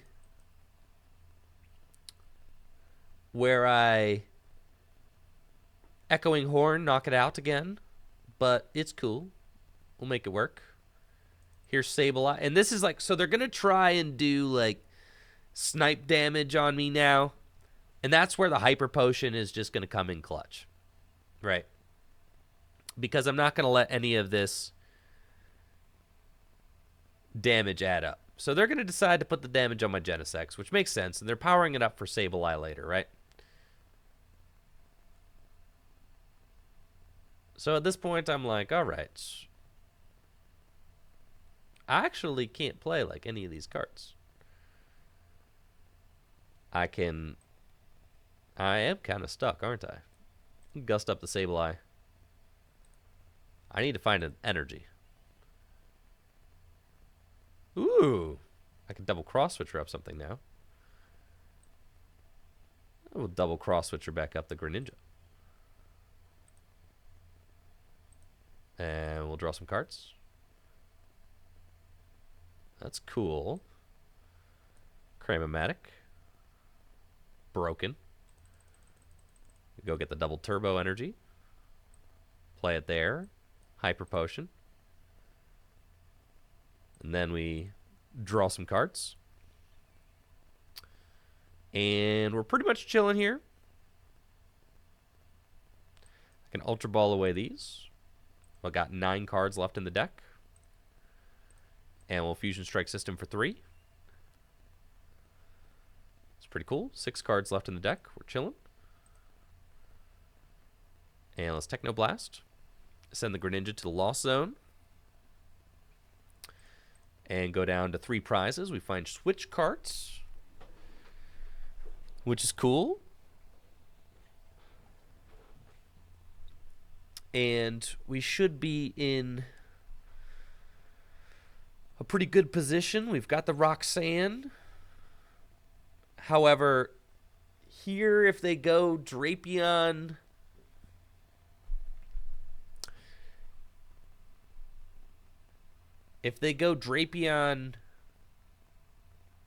and Stadium Counter, then I have to just Roxanne knock them out and hope that they don't have Rod, but they've already used a Rod. John Eng did play 2 Rods, but it's fine.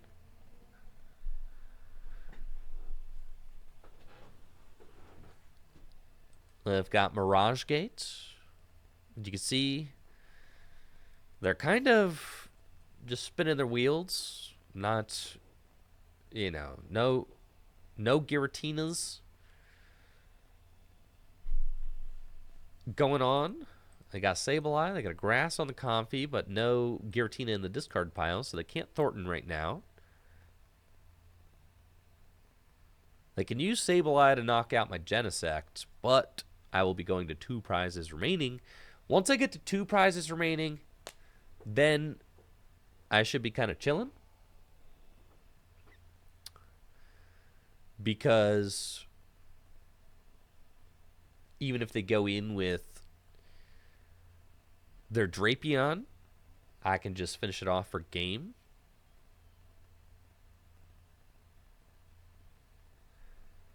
That's the hope anyways.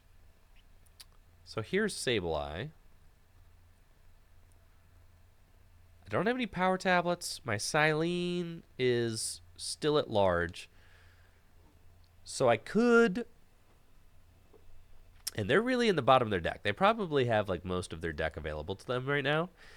And I can Roxanne this turn, but I don't have any Pokemon V to knock out, which is tough. It's another benefit to not sending the Giratina V to the Lost Zone is that I had it. You're just going to give it to me? All right. 2! All right, so that's like their win con is that they're trying to go Giratina V-Star, but they've got 2 Giratina V-Star in the Lost Zone. So maybe they have 1 Giratina V-Star left.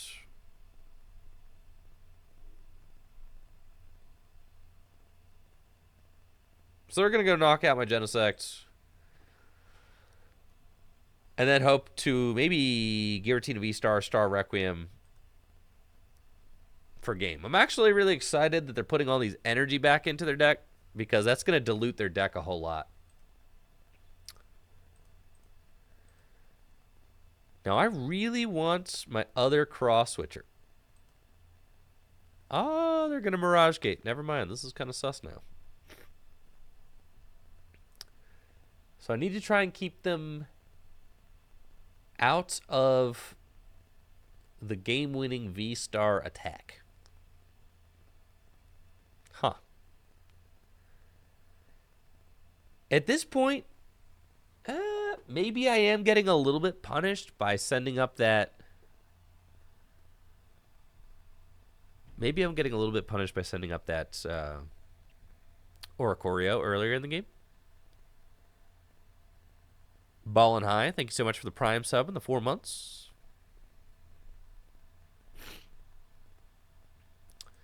Yeah, so they got 100 damage here.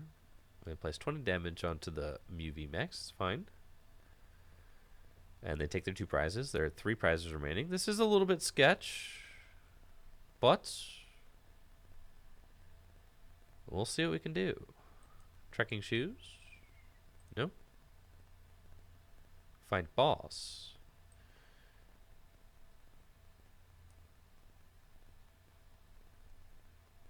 I will just Roxanne.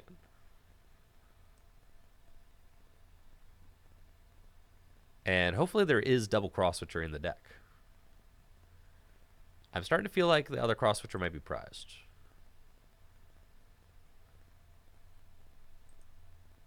Fusion strike system. Nope. Alright, so we're going to bring up this guy. And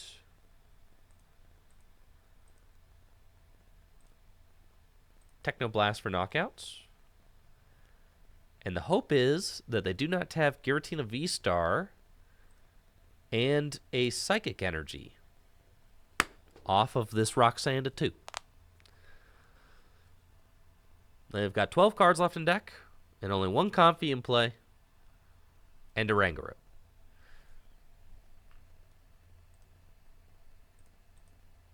Well, there's the Mirage Gate. They can get all the energy, but I need them to not have Giratina V-Star.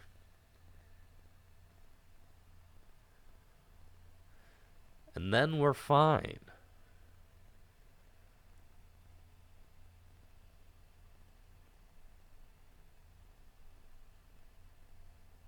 Do they have it? There's another Comfy. Uh-oh. They've only got 2 cards in hand.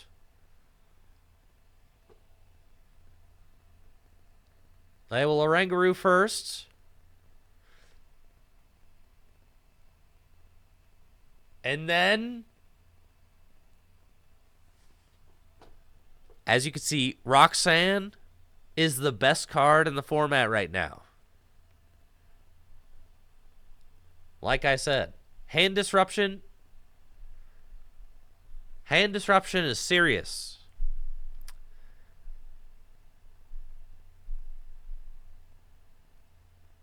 There's no way you have it. Let's go!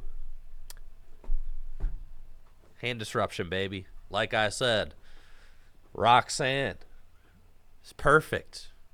And Mew is one of the best decks at playing Roxanne in the game right now.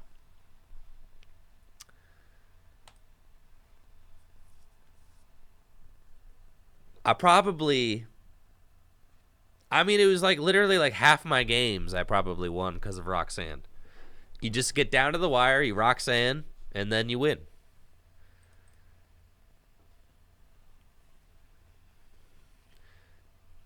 If you're finding your Roxanne early, you just got to play Palpad. All right, this opening hand is a bit of a bad one.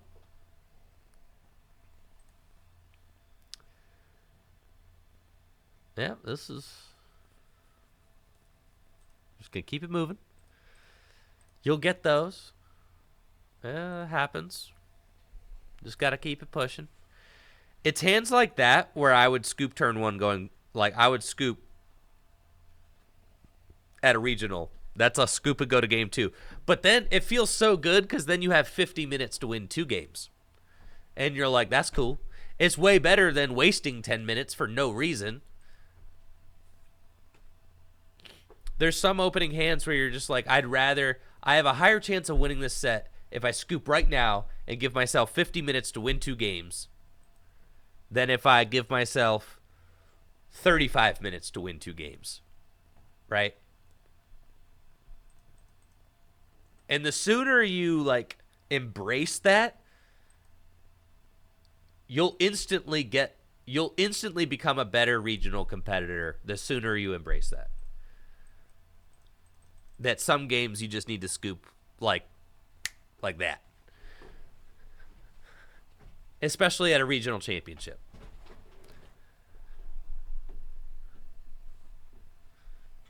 Exactly. So in some scenarios,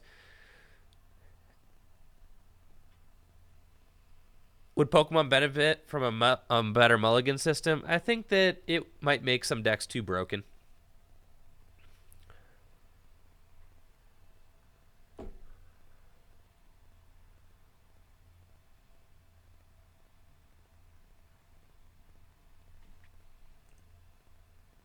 All right, looks like I'm up against Arceus Goodra.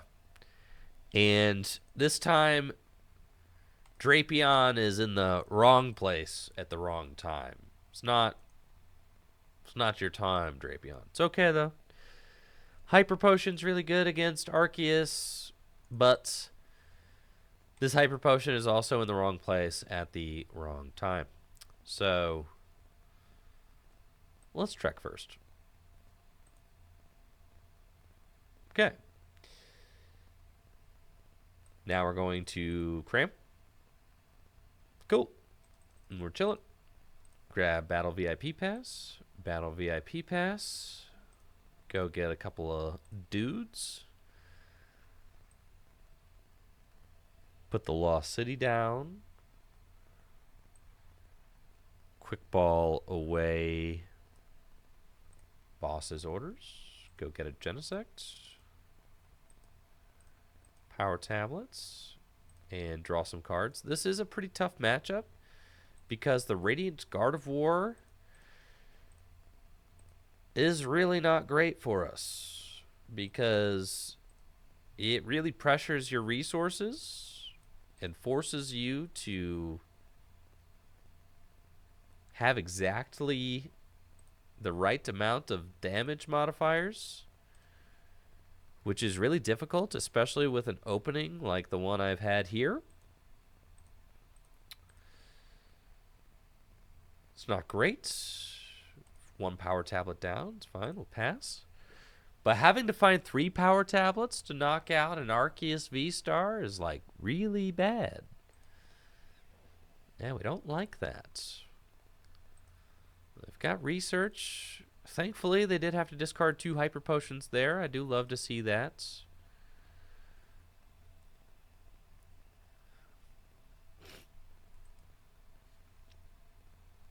There goes Arceus. I wouldn't mind...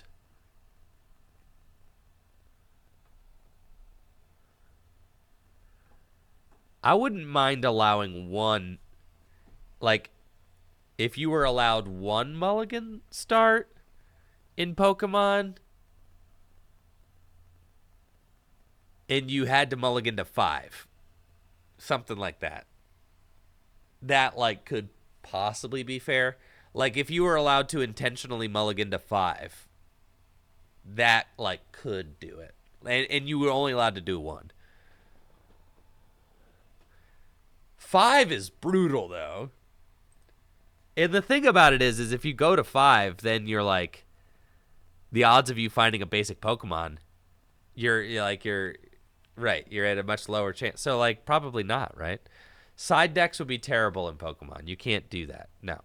I actually think the fundamentals of the Pokemon trading card game are fantastic, and I do like them quite a bit.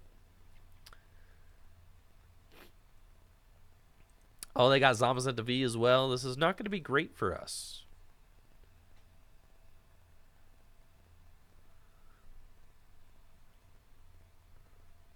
Yeah, side deck is no good because then cards like Drapion, it would be like, oh, well, duh. Drapion V would be in every single side deck, right? Like, and it would be stupid. It would not be cool or fun. It would just be silly. The whole thing about Drapion is you have to put it into your main deck. Counter cards are just like way too searchable and do way too much in Pokemon. So the part of the whole skill of the Pokemon TCG is deciding what to put in your main deck.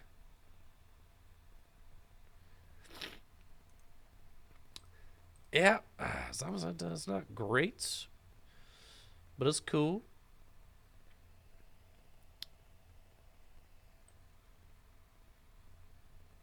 Yeah, Zamazenta is going to be slightly problematic.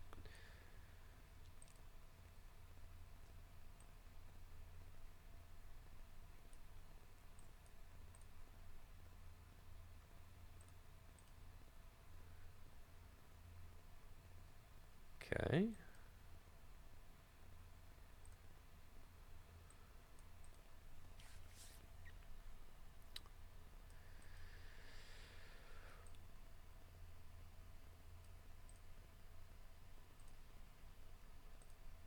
Let's see what we can do. Got Silene and Marnie.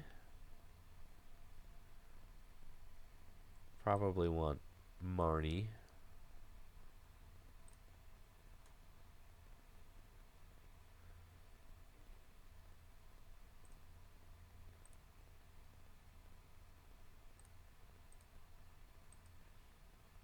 But let's see.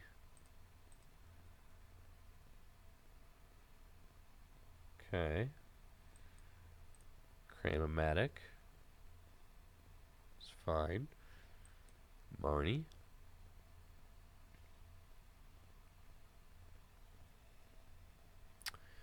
Okay, so I've played one power tablet, which means that this should take a knockout, which is cool. We take our 2 prizes. A little bit upset that this Drapion's here, but it's fine.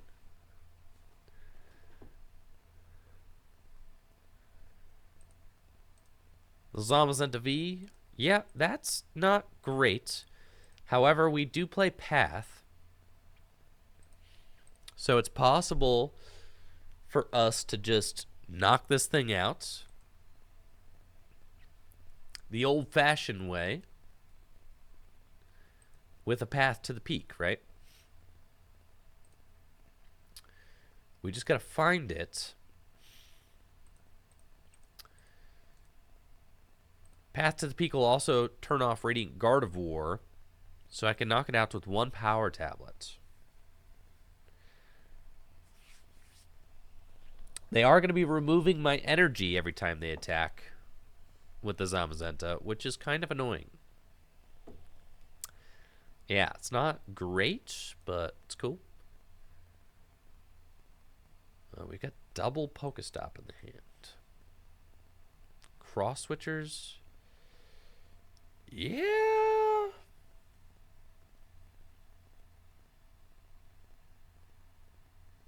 Huh.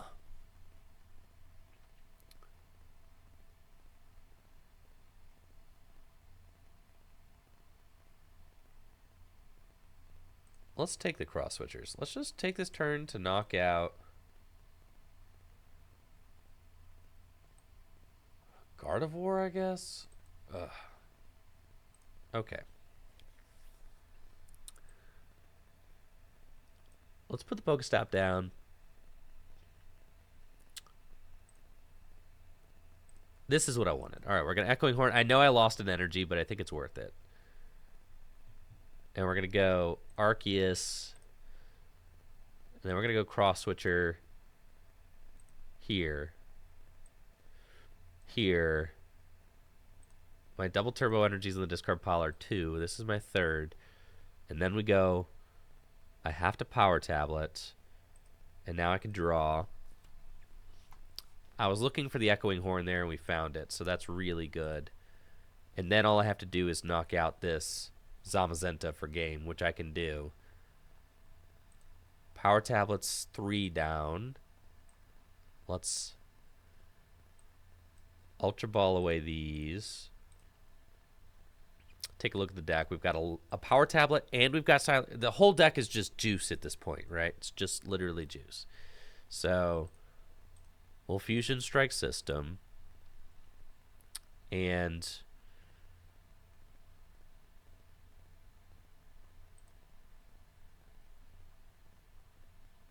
Cross Fusion Strike Technoblast for knockout.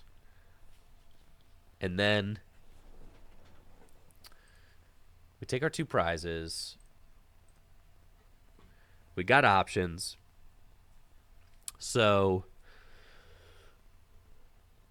they've got Crystal Cave. It's fine. We are going to just try to win the resource war. The reason I didn't use the pal pad yet is because I would like to pal pad the Silene back in if I have to. The Silene is in the bottom 2 cards of my deck. So let's Ultra Ball away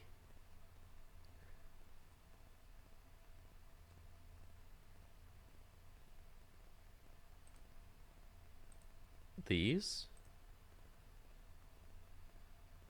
I don't have any energy left in my deck. Well, this just got a lot more complicated, but that's fine. I could win this turn if I... Well, yeah, I could win this turn. Well, yeah, I could win this turn. But wait, I have to put an energy back on top of my deck. So we just go for it. If I double tails, then I lose. There's no way to draw cards. I just kicked my camera. There's no way to draw cards unless I like Marnie or something. So it's cool, brother. We got it. Yeah, we get it every time here. Go get the Silene. Play the Silene. Flip a heads. Easy. Put the double turbo energy on top of the deck. Draw out my remaining cards. Bada boom, bada bing. Power tablet, double turbo, path, retreat, technoblast, GG's. See ya. I know, Jesse, but think of the content. It was better for the content to go for it. Later, dude. I could have Marnied, right? But nah, it was right there. Just take it.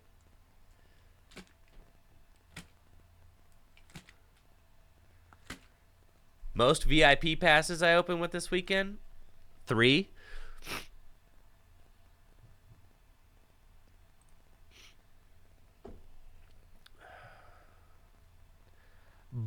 Broken deck. Let's go.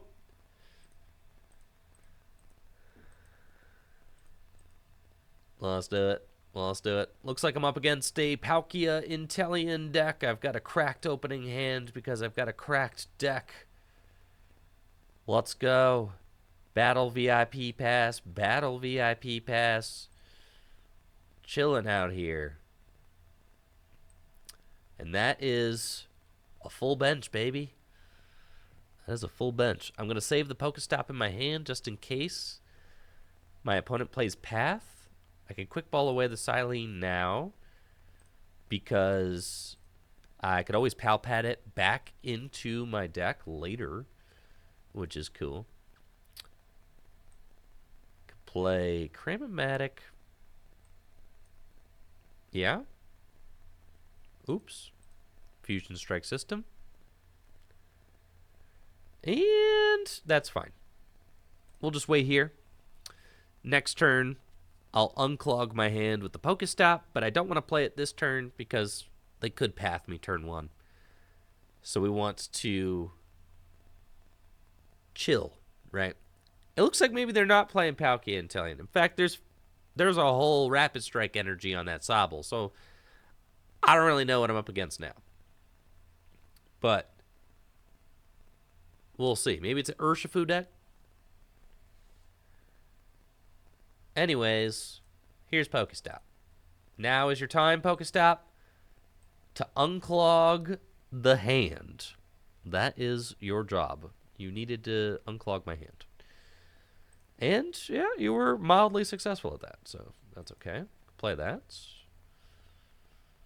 We can put these back into the deck and start drawing cards. We got 2 big ones. That, it's fine. Bring him back out. Draw 1 card. Cram-o-matic.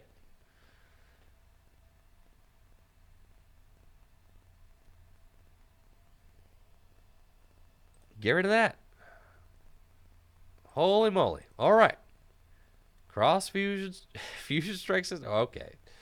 Fine. Go ahead. I don't even care, bro. It's fine. It's fine. That was a beautiful opening hand turned into a devastating turn 2.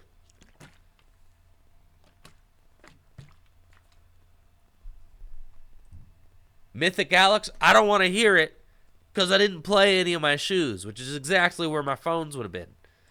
So the shoes would have got me out of here.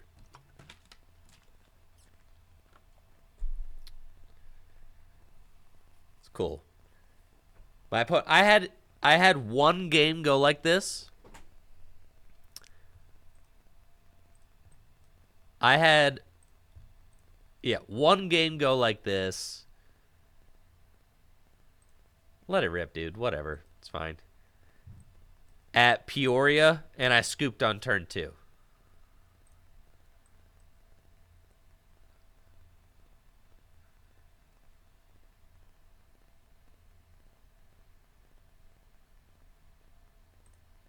Because my opponent was setting up great. But my opponent's not setting up great here, so it's fine.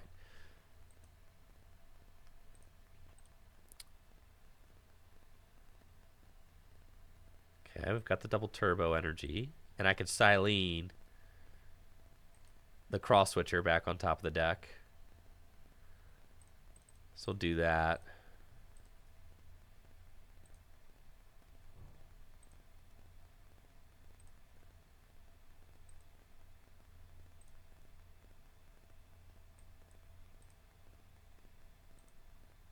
Fusion strike system.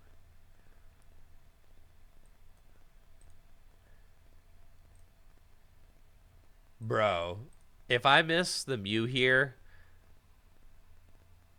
that would have been so nuts. But we're chilling. It's fine, man. Yeah, look at us go. We're fantastic right now. Absolutely gorgeous. See ya. Only 2, but no Ultra Balls either. Like, no Ultra Balls, no Cram Heads. That's the first Ultra Ball I seen.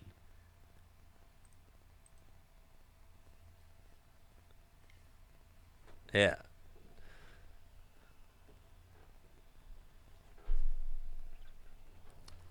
We're chilling. You don't need Rotom Phone. No.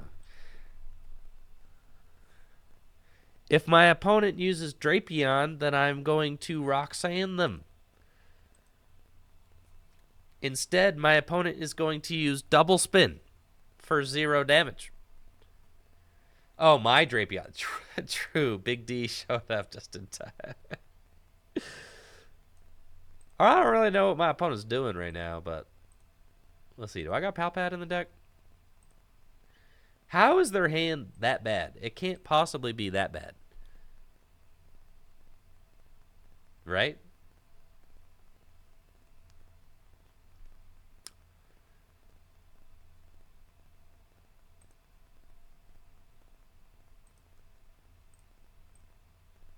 Yeah, let's just Just get rid of these guys. My Pal Pad's not around. Where's my Pal Pad? Oh, my Pal Pad's already in the discard pile. This is so sad. I should not have discarded those cards then. But it's chill. We're just gonna... Really, there's not anything that I really need to do here.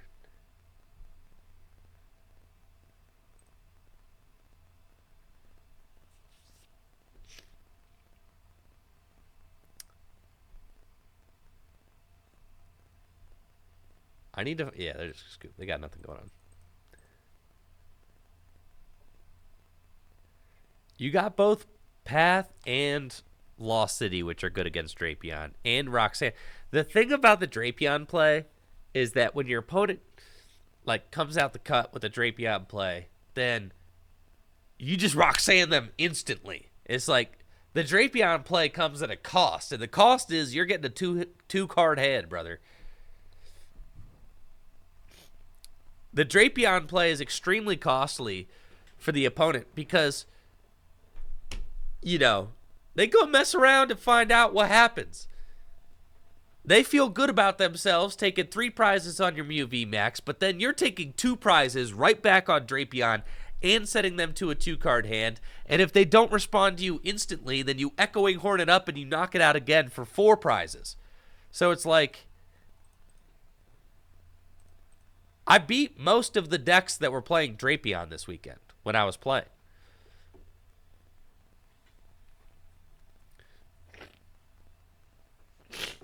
Dang, I gotta blow my nose real quick.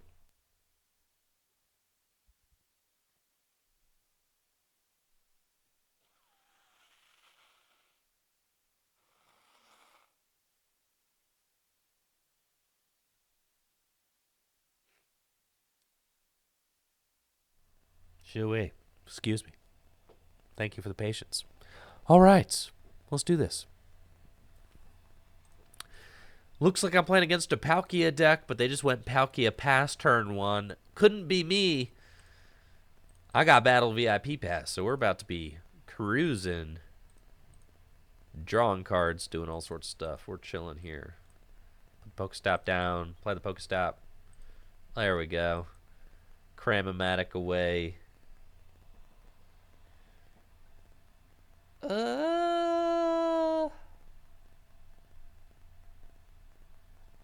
Cross switcher's fine.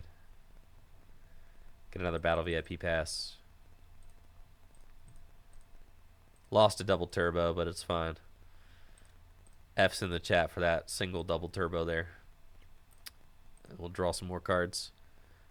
What's up, Chip? With the sub and the 43 months. Oh, I appreciate you, Chip. Thank you. And then... they could, like, knock out my Mew turn 2. Which would be slightly annoying. So I think I'm going to retreat into Oricorio and pass. And then...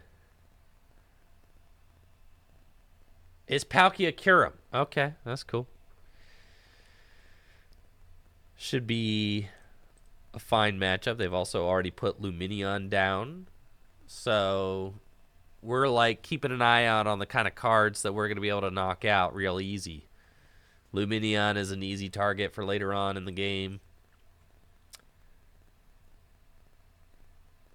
We didn't really want to offer up the Mew V in case they go Pokestop, discard some waters, right, to find Palkia and take a quick knockouts. They still might decide to do that, but if they do that, then it means that they are also committing to using their V-Star power on their Palkia, which means they're not using it on a Kyurem, which is like the real danger, right? That being said, Oricorio is great in this matchup. It forces the Kyurems to have a choice belt, which is important because they don't always have the choice belts. But the real crux of this matchup is going to come down to Roxanne Path at the end of the game. You know, my opponent went first. They're probably going to get the first knockout. At the end of the game, I want to Roxanne Path them. And that's how I'm going to make my comeback strategy. And that's something that I felt like I've been missing in the Pokemon TCG is like decks not having a comeback plan. And this Mew deck having a comeback plan is so nice. I mean, it's so nice because so many decks like can't claw their way back out of a losing position, but this Mew deck definitely can. And that has been really refreshing to play.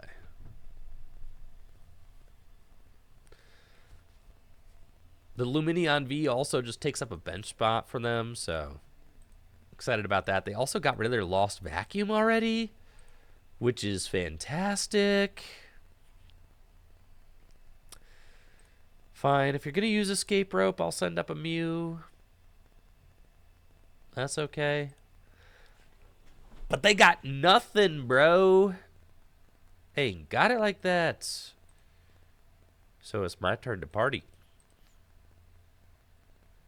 Let's do Trekking shoes first.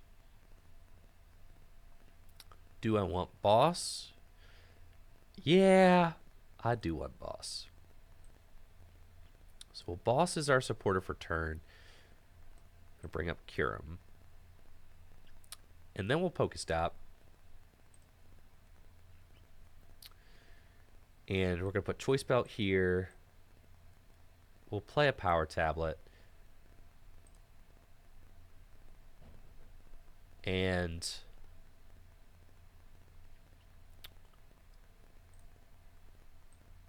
we'll Palpad back in the boss. Put down the Lost City. And we're drawing cards. Okay. We've got Quick Ball away. This Pokestop.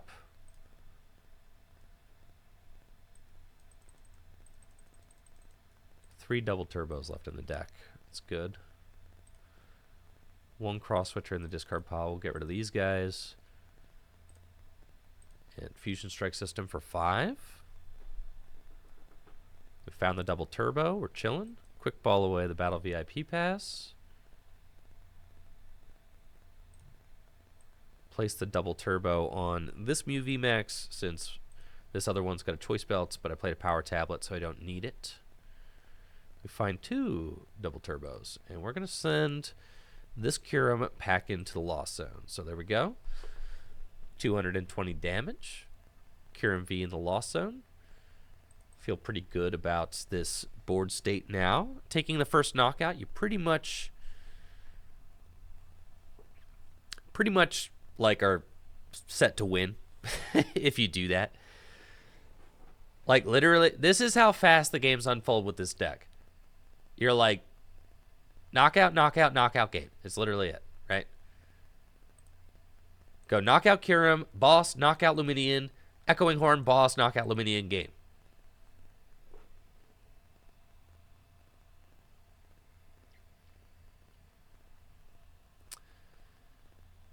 The thing about this version of Mew is that it feels like it could be teched to...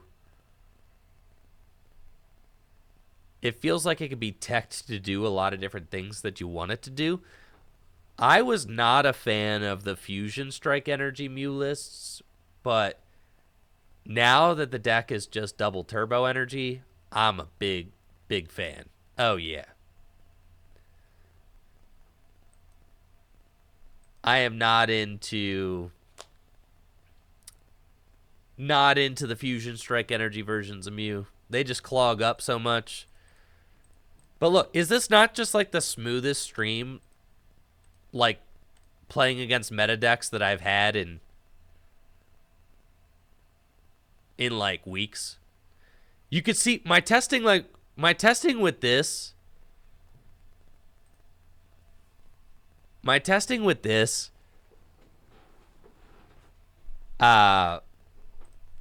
with this deck looked exactly like this, which was like, oh yeah, I'm just gonna play Mew. Look at how easy this is. like, well, holy smokes, this is like the easiest deck I've ever played.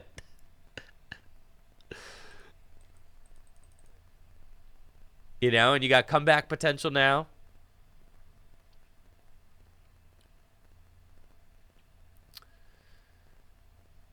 Playing against a Palkia Curum deck, and I'm going first. I had a bunch of mulligans, unfortunately, so they've got a huge hand. But my hand is cracked.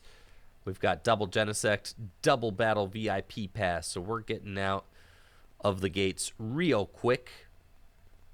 Love it. Battle VIP Pass, get another Genesect, and we are off to the races. You always want to grab Oricorio, because Oricorio is real good against Kyurem. We'll Trekking Shoes. Don't want that Mew. Find an Ultra Ball. That's great for next turn. And next turn, I will definitely just Marnie. So I'm okay to just hold here. Yep. Because I like all these cards in my hand. I like the Ultra Ball because I can use the Ultra Ball to go get Mew VMAX so that I can use my attack. Technoblast next turn. Marnie will disrupt my opponent's big hand that they have. Now, the tough thing is that since my opponent started Kyurem, they could go turn 1 Rapid Freeze. And turn 1 Rapid Freeze is pretty tough to deal with because they're going to be able to accelerate a bunch of energy into play. Usually, I want to go chase down the Kyurem or the Palkia, whichever one has only one in play. So if there's 2 Kyurem and 1 Palkia, usually chase down the Palkia. If there's 2 Palkia, 1 Kyurem, usually chase down the Kyurem. Usually your opponent won't put 2 of each in play because they need space for a Rangaroo, Radiant Greninja, and then like sometimes a Crobat. But yeah, they're getting the turn 1 Rapid Freeze. So they're going, oh my gosh, why would you do this? It's because you have 6 energy in your hand. Holy oh my god.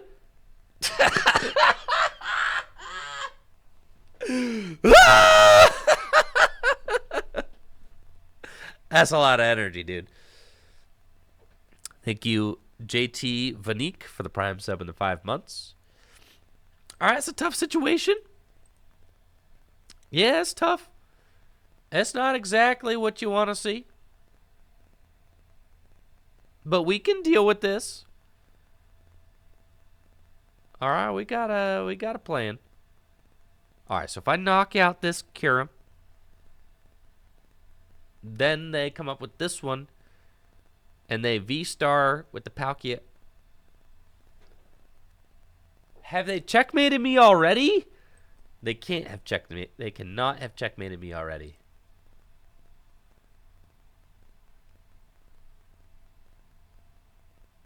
Okay. I'm gonna Ultra Ball this. And we're gonna get Mew. There's no way. Quick Ball away the Echoing Horn. Fail it. Fusion Strike System. Okay. Got double Turbo Energy.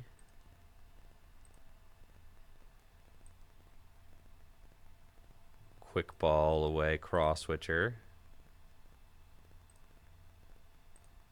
Fusion Strike System. Power Tablets.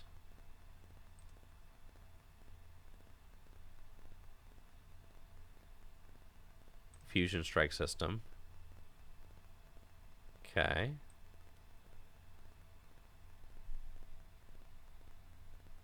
Huh. I feel like I don't even want to Marnie them. I'm just going to Technoblast this for knockout with the path in play and just like hope. Nah, I think I'm chilling. I'm chilling, bro. I'm chilling. Come on. Come on, chat. Gotta believe a little bit.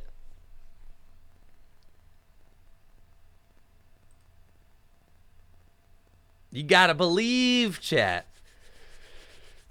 I think we had to slap the path down there and just say, all right, you don't have an answer. You need to just slow your roll there, sport. See? They got nothing, bro. We got them right where we want them. We're chilling. Path is in play. They go boss. They knock out my guy. Okay. So now they're looking for a 4th energy. I don't want to Marnie, so I'll just pressure the Kyurem, which like pretty much wins me the game if I just pressure the Kyurem. So let's just Technoblast there and just hold here. There's nothing else that I really need right now. And then they find Irida now, but it's like that one turn of them not having it changed everything. All right, now they have the 4th energy. They're gonna Rotom Phone and try to Oranguru to help them. But they need to find a counter stadium. Because they have to use this Palkia V-Star's V-Star power. They're going to knock out one Mew here. Do they have the counter stadium? If they do, I have to Silene this path back now. Looks like they don't, but they are taking 3 prizes. 140. They would have to completely power up a new Kyurem. So in order to do that, they could do it with the Palkia V-Star. So my options are to either knock out the Palkia V-Star,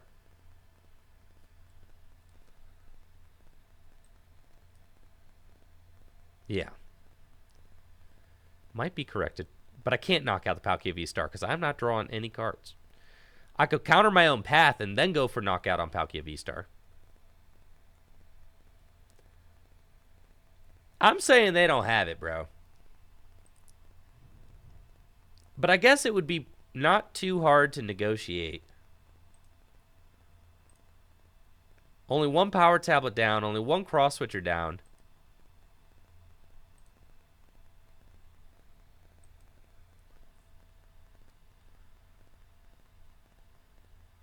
I'll take the Mew. So the question is, yeah, they only have 2 prizes left. So I guess I do want to go for the knockout on the Palkia. Yeah. So let's do that. I'm going to do this. We're going to Ultra Ball away this. And we're going to knock out that Palkia. And say that they're not going to get a 4 energy thing going here. Do that. I discarded my boss, which is so sad. Now both boss are in the discard pile. This is so sad. Tails. All right, so I'm going to Marnie for double cross switcher. That's fine.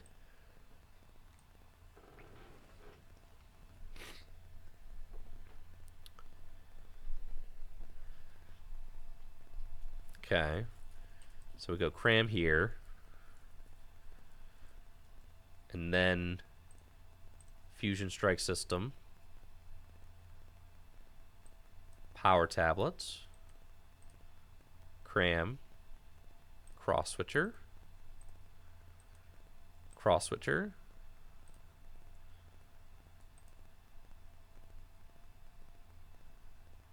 Fusion Strike System for 4. Okay. Energy.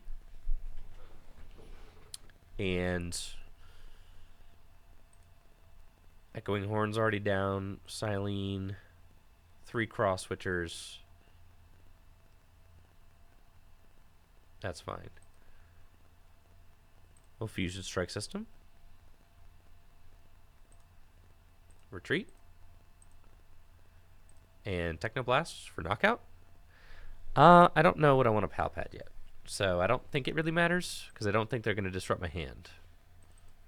And if they do, they're not going to path. So I think that this was my best route. Break the path lock, right? Marnie them to 4 cards. And you could see, like, this was crazy, dude. They got like 7 energy into play.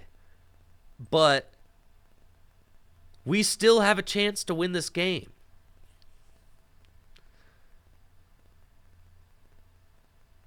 Oh, this is a pretty good hand, though. They need Melanie, they need double glaciated world, and they need to attach from hand. There's the Melanie.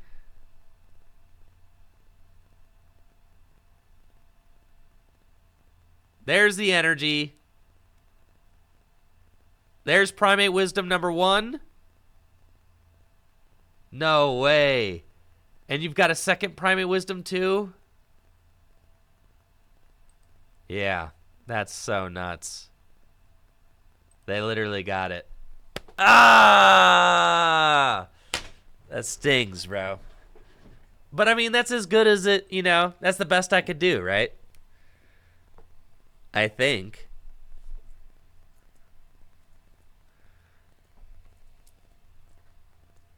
Yeah, Kirim's really good. I think that this matchup is a good matchup, but you definitely do just get like smacked sometimes. For sure. Like that Marnie was just pretty nuts. But anyway, I mean, you have to like, you're making a judgment call. It's like, it seemed like the best route. But 7 energy, bro. They got the 7 energy. Like, what am I supposed to do about that? Yeah, that's a close matchup. I think I probably played against that deck like 7 times. I mean, I beat it every time except for one. The only Palkia Kirim I lost to at Peoria was Zach Kreckler, and he ended up finishing in the top 4. But I beat every other one that I played against. So I feel very confident about that matchup, but it can go either way.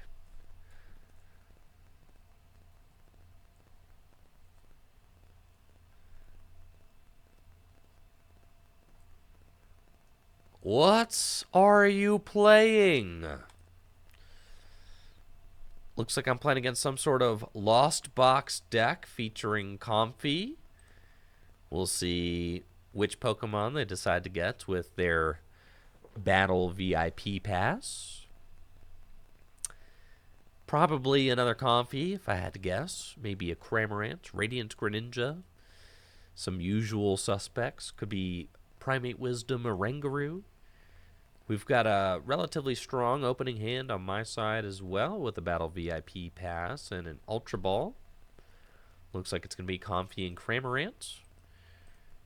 Now, the real question is, what kind of Lost Box deck am I playing against? Am I playing against a Lost Box Giratina V-Star deck, or am I playing against a Lost Box Sableye focused deck? Neither. Lost Box Metacham V. So this is probably a Sableye kind of deck. And my opponent's using Metacham to try and take an extra turn, maybe? Which is kind of neat. You could spread damage counters with Sableye and then use Metacham at the end. They are playing Mirage Gate, so that's worth noting. And Fighting Energy, so maybe it's like a Lost Box Urshifu deck. I could see that. Lost Box Rapid Strike Urshifu. That would be a pretty... If this is Lost Box Rapid Strike Urshifu, then they're definitely playing Drapion, right? That's just like a given. So we're going to go in with the assumption that they are playing Drapion in their deck, which I think is a fair assumption to make. Let's try Cramomatic on this power tablet. That's good. And then we can battle VIP pass again and go get some more fellas. There's no real way to play around the... I'll just Silene. It's fine. It's like, I don't hate having the Silene there. It's totally fine. You could just do it and then help you draw out of the situation, get yourself another Cram-O-Matic, and then you could Cram-O-Matic away another power tablet. Go get another battle VIP pass, and then see, we're doing a whole bunch of fancy stuff. Get our Choreo, Fusion Strike System. And then finding the double turbo energy is very good because it means that you can retreat the Genesect turn 2 if you need to. So we're just going to commit that there. Fusion Strike System, and then we could just wait. There's not really anything else that I need to do. So I'm comfortable just hanging out and seeing what my opponent does. My opponents could just whip out the Drapion and smack my Genesect, but something that Oricorio does do is that it makes it so that Drapion needs a choice belt in order to knock out Genesect V. So that's something that's worth noting. We got to use Drapion for a bunch of funny stuff this weekend. I used it to knock out Sobbles, right? I think Jesse Parker said that he used Drapion V to knock out a Gengar V when he was playing against a single strike deck because they had like a bunch of Houndooms out or something. And he got to use the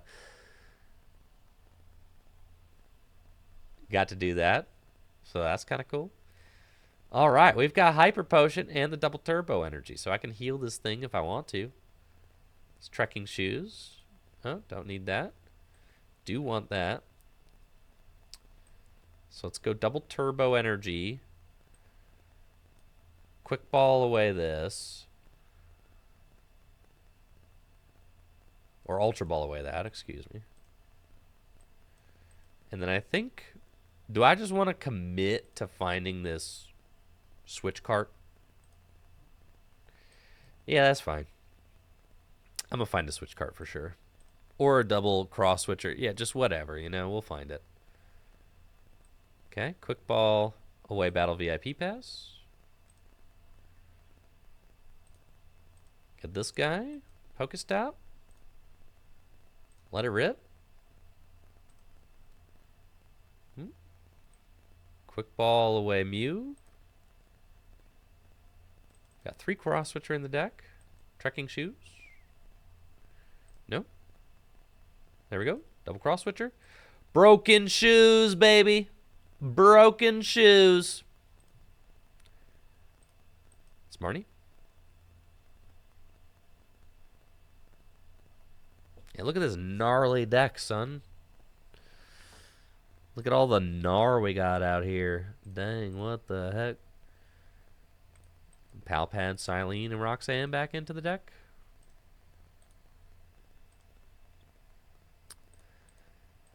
Like, look at this turn has been insane, right? Like, I healed the damage my opponent did. I gusted up their bench guy.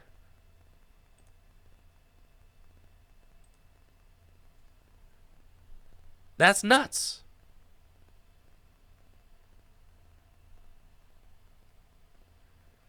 Like, Mew is like it's an insane deck. And I'm marning my opponent to 4 cards. Mew is the best deck at, like, disrupting the opponent's hand and then drawing whatever you want. That's for sure. Which is one of the reasons I like it so much. Because hand disruption is incredibly powerful in this format, especially with people playing the Comfy engine. Like, the Comfy engine does not like getting Marnied, and it does not like getting Roxanne. The Kyurem deck also does not like getting Marnied, and it does not like getting Roxanne. Neither of those.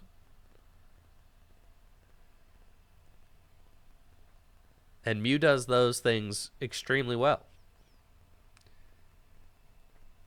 This deck, I know I've said this a few times, but this time I really mean it.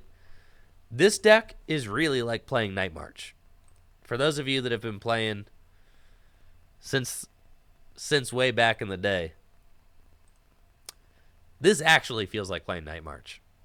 Because you only got 4 energy in the deck, and you just are going knockout, knockout, knockout, and you're drawing your whole deck out.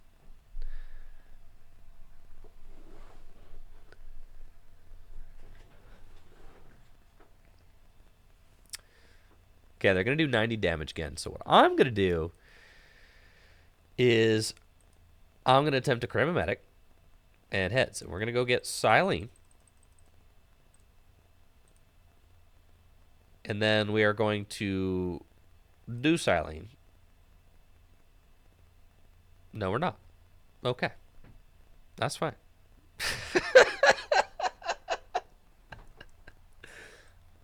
Yeah, that's okay. You win some, you lose some, Chad. It would have been sick to put the Hyper Potion back on top of the deck. You know, that's what I was going for, but...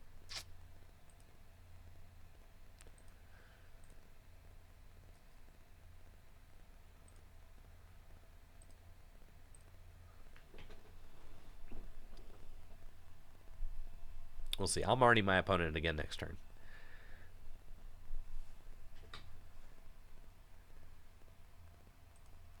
Curious to see where they're going. They've got 90 damage on 1 Mew. I've taken 2 prizes.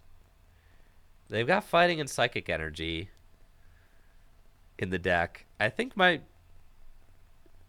strategy is going to be to try and just limit their hand size. Like, I'll just Marnie one more time. Like, now that they're building a big hand, we'll set it back to 4 cards. Go down to 3 prizes remaining.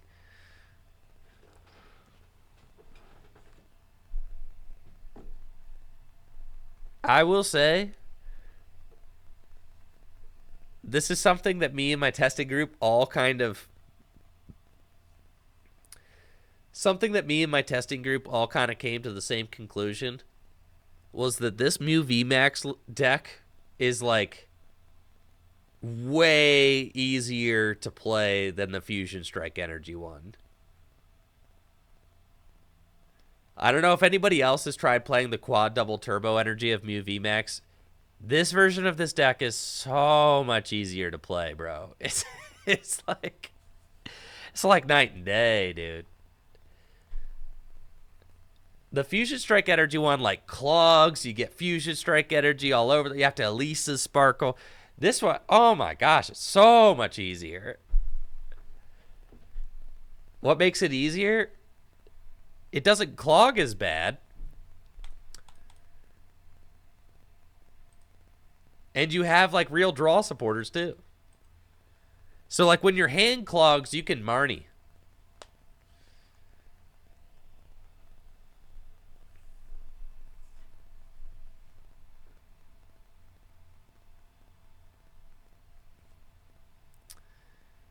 The Marnies in the deck are, like, incredible. Sometimes you just have these, like, unplayable, like, gross hands. And you just need to Marnie all the cards to the bottom of the deck and start over. So that's, like, a huge boost for the deck. Now, being out of Hyper Potions already is a little bit annoying. But we'll see. Alright, they're going to knock out the Orcoria. It's fine, 120 damage here. It's actually cool, because then I could just Psychic Leap this thing, right? How many Power Tablets do I have down? 3! I shouldn't have done that. Alright, we got 1, though. Well, it's fine. We'll bench that. And Marnie, I think. Yeah, do 50. Yeah, it's enough. Cool. So let's do that. Marnie. And so long as there is 1 power tablet in the deck, I'm chilling. There's got to be 1, right? Trek. Keep the cross switcher. Pokestop. There it is. Power tablet. Cross switcher. 5 cards left in deck. Don't really need to draw any more cards, so we're just going to relax. And Cross Fusion Strike, Psychic Leap. Put the Mew VMAX back into the deck. Yeah. And then we're going to go up with our active Mew VMAX. It's fine. Maybe it should just be Mew V. Yeah, it should definitely just be Mew V in case they go Drapion, right? But if they go Drapion, I am going to Roxanne Path, knock out the Drapion. So it's like I have... Well, will I? Yeah, I just put a Choice Belt back in the deck, right? Yeah, I did. So we're probably fine. But yes, it should have been the Mew V in the active, I think. I don't suspect that it will matter, but I could Lost City the Drapion, which is probably the play. If they go Drapion this turn. Yeah. That would have to be the play. It gets rid of it forever. But they don't have Drapion, so they have to go with this. Which is fine by me. Because I'll go to 2 prizes remaining. When I go to 2 prizes remaining, let's see, I got 1 switch cart. I can do 120, I can go to 90, it doesn't matter. The switch cart doesn't really add up on either of these. So that's cool.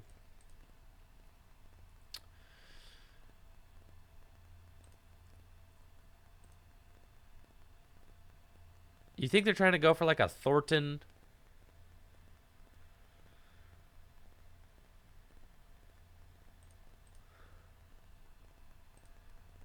It's my energy. I got energy.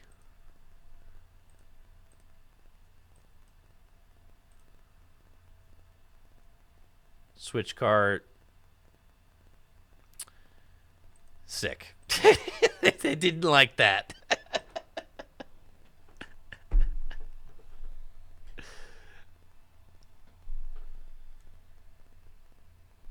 I think they were going for the Thornton Rapid Flow, but then when I switch carded the Genesect, they realized that their math was ruined, so they had to scoop.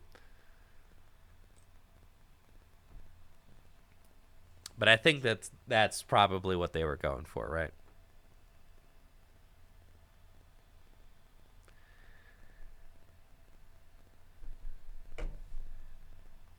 I have to assume. I am going to the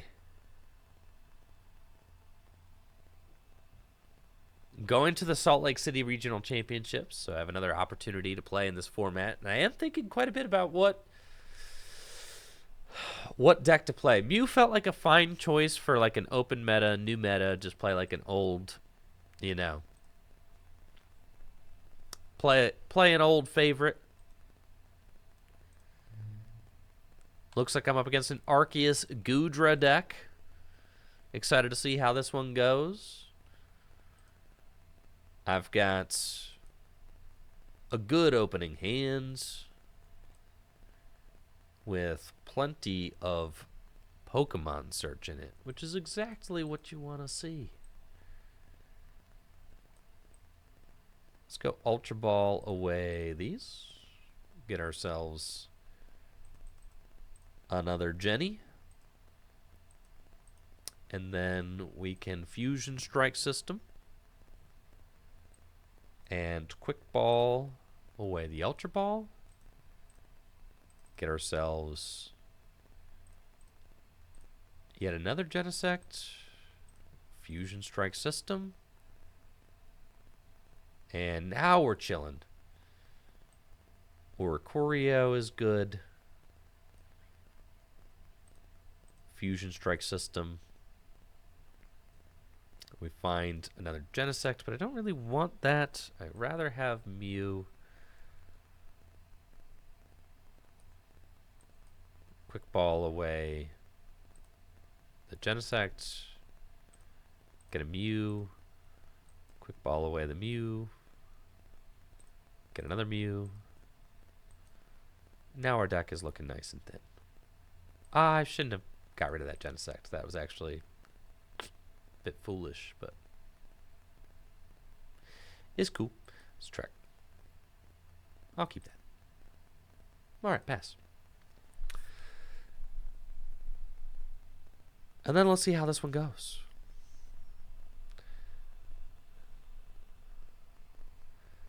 My opponent could do 180 damage. If they find choice belts, then they can knock out my Genesect, right? So they could do 210, 210 minus 20, 190. So yeah, probably should have held on to that Genesect, but it's fine. Water under the bridge now. So we'll just have to play with it as is.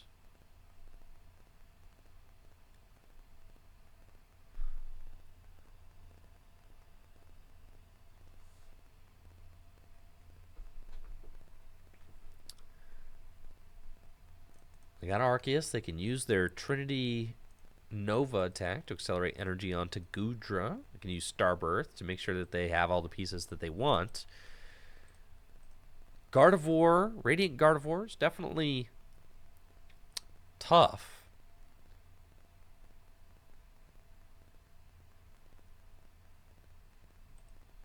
Because it forces you to have like extra damage modifiers to take the knockouts that you need. They're going to boss up my Mew and knock out the one with the... Oh, they don't take the knockouts. So that's fine. Because of the Oricorio. Maybe they thought they were. Maybe they forgot about my own Oricorio. That's fine. So they're going to start by chasing down my Mew. I'm going to evolve this one. Power Tablets and Lutz Fusion Strike System. We find Marnie and another Power Tablet. So we're going to go Power Tablet number 2, Pokestop, Ultra Ball, away these. And go get... Am I really evolving a damaged Mew? I guess I am. It's kind of lame, but it's fine. Alright, we'll Fusion Strike System. And then we can Cramomatic this. Heads. I think I've played 2.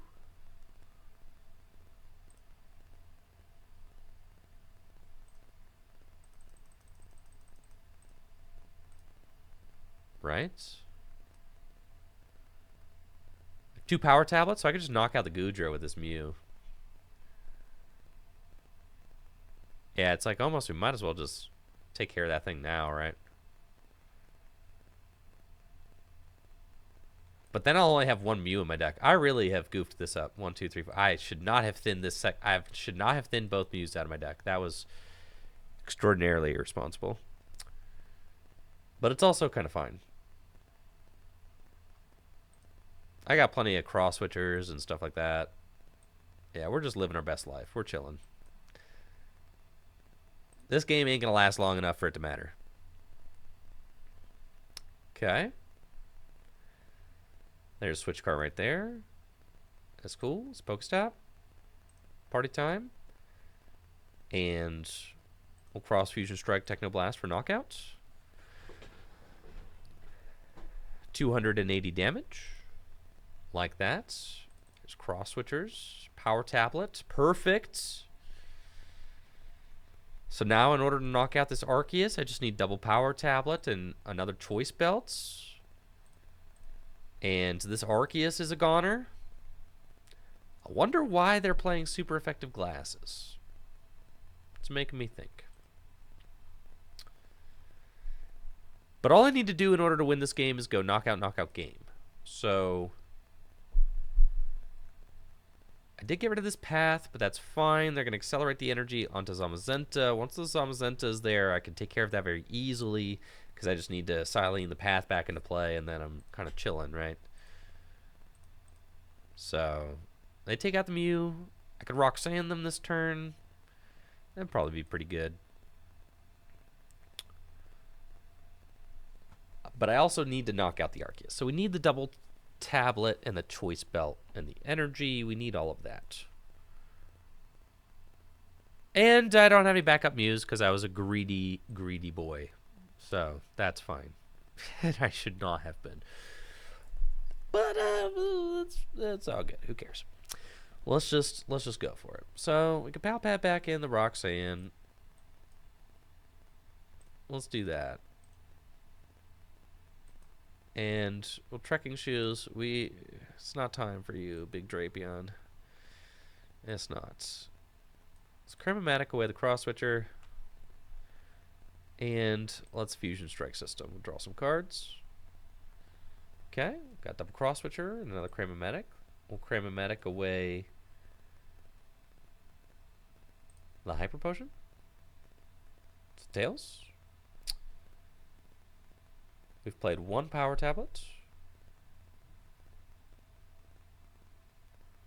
Thinking Marnie. Good. We find the Choice Belt. I just need my final Power Tablet. Choice Belt here.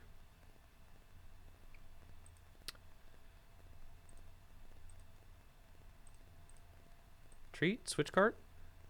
Fusion Strike System. Shoes. There it is. Power Tablet. Fusion Strike System for 1. And Cross Fusion Strike Technoblast for knockout. Then they're going to bring up their Zamazenta. And we want my Echoing Horn. That would be like the easy way to do this. I don't know if my Echoing Horn is in my final prizes or where the heck it is.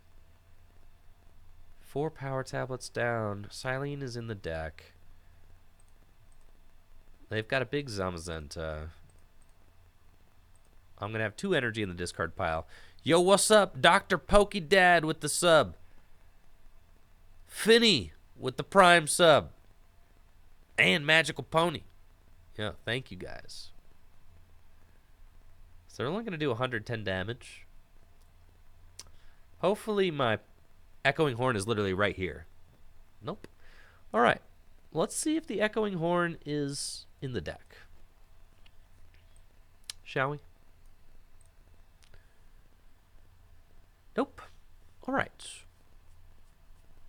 So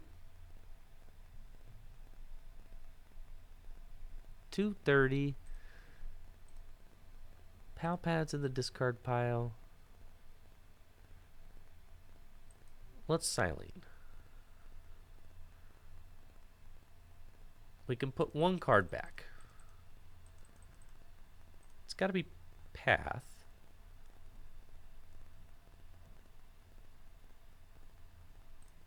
That's fine. But then I cannot draw into it.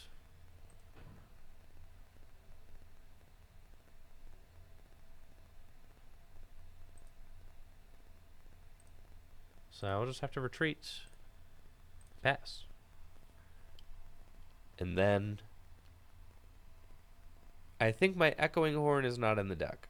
I'm not exactly sure. If it is in the deck, that'll make my job a lot easier. Because I could just Echoing Horn out, yeah, one of these dudes, knock it out. But as it is right now, I'm kind of 10 damage short of knocking out the Zamazenta.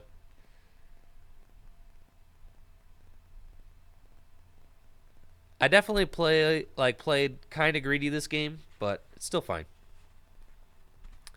Would have rolled the dice on the Pokestop. I only got so many energy left in the deck, like 2. So if I hit my energy, then I lose. So I can't really afford to do that. What if they don't attack?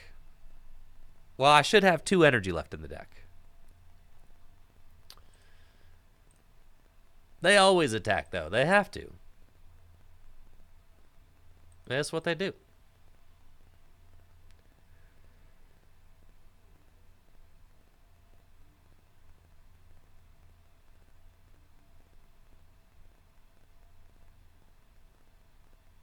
Wait a minute. I might not be able to win. I have foolishly run myself out of resources for, like, no reason. Because I don't have a power tablet left in the deck. Oh, I do have Echoing Horn. I'm such a goon.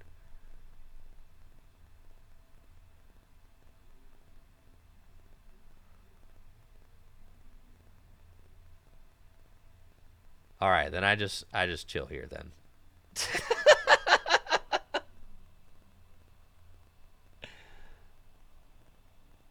All right, because it's not guaranteed. If I smack this up, yeah. All right, we pass.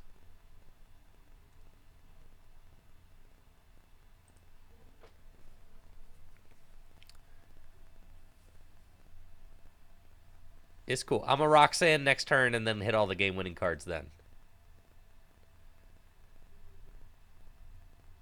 We're chilling. We're chilling. We're chilling. We're chilling. I got it. I got it. I got it. I got this. I got it on lock. I just couldn't. I didn't know if the echoing horn. I thought it was prized because it had been so long since I'd seen it. Thought it was prized, but we're chilling. We're chilling. We're chilling. They got nothing they could do. They just have to hit me for 110. That's fine. See what I'm saying? Easy mode, chat. Easy mode. Just a little rope-a-dope action right there. Boom. And we win the game. See? Just like that.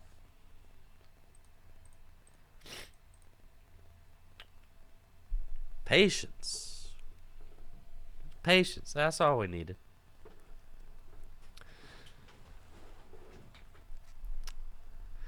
Yeah, things get a little weird against the Goodra decks. I needed to not thin.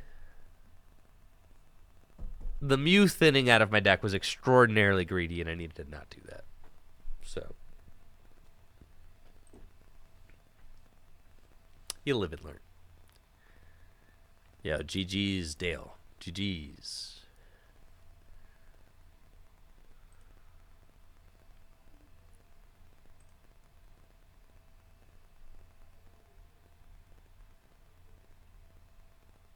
Alrighty then. Here we go. Einstein. Playing against Einstein with the Psychic Energy and the Battle VIP passes. I'll take my mulligan. Let's see what's up. I'm going first. That seems cool to me. They're probably playing some sort of Lost Box deck. From the looks of things. Start off with some shoes. Yeah, I'll take that. Get rid of that. Good stuff. Battle VIP pass. Battle VIP pass.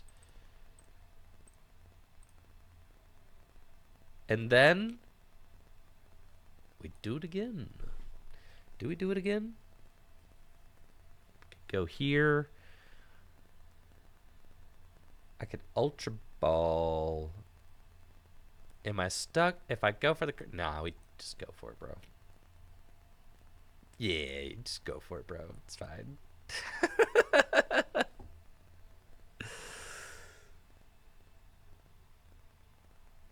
If I could go back knowing what I know now, would I have played Mute again? Yeah. I would have played Mute again, and I would have used my knowledge to win some of the close matchups that I lost. But yeah. Yeah, I would have played Mute again.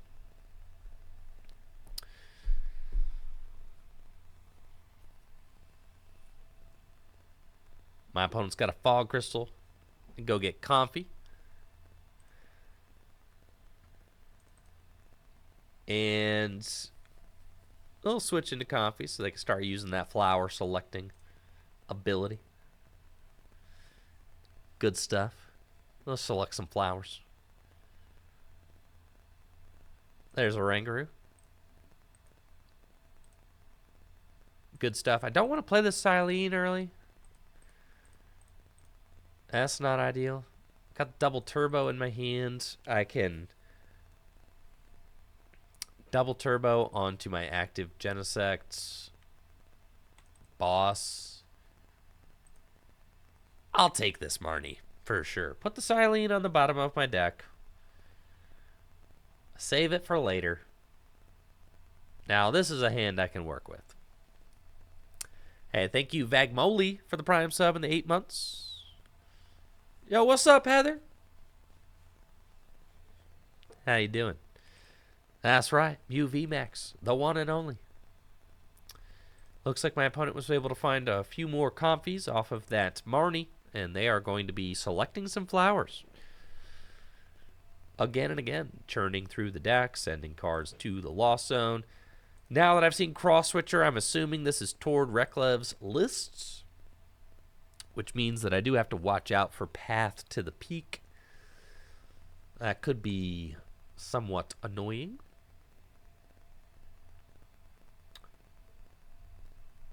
I also want to keep an eye out for Charizard. If I can put the Charizard away into the Lost Zone, that's going to be very good as well. Yo, Frag Point, thank you. That means a lot. I appreciate you, Frag Point. I do what I can. But we have fun here. So, glad you're enjoying your stay. Got Air Balloon for the Comfy. They're going to go and pick more flowers. Dang. They've got 3 cards in the Lost Zone now. With 1 more card in the Lost Zone, they will be able to attack with Cramorant, but they do have to move that Cramorant into the active spot. There goes a Clara, too. They do have the Path. And a pass. We are going to try to finesse our way out of this. And we don't. Alright, so quick ball. Gonna get another Mew. And Marnie. And I've got an attack, baby. Switch cart. Ultra Ball. Here we go. And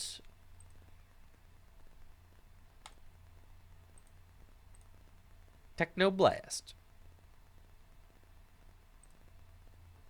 That's cool.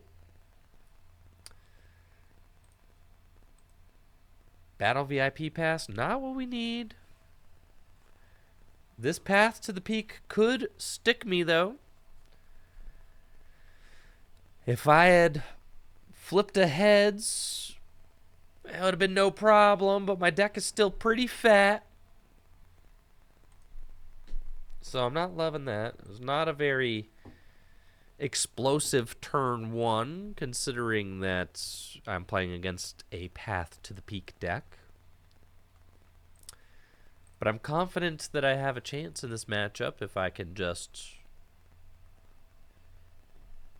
continue to draw cards. But that is one of the toughest things about this matchup is the Path to the Peak. So at this point, I am just preying on a top deck. Just suboptimal for sure. I can't even attack this next turn.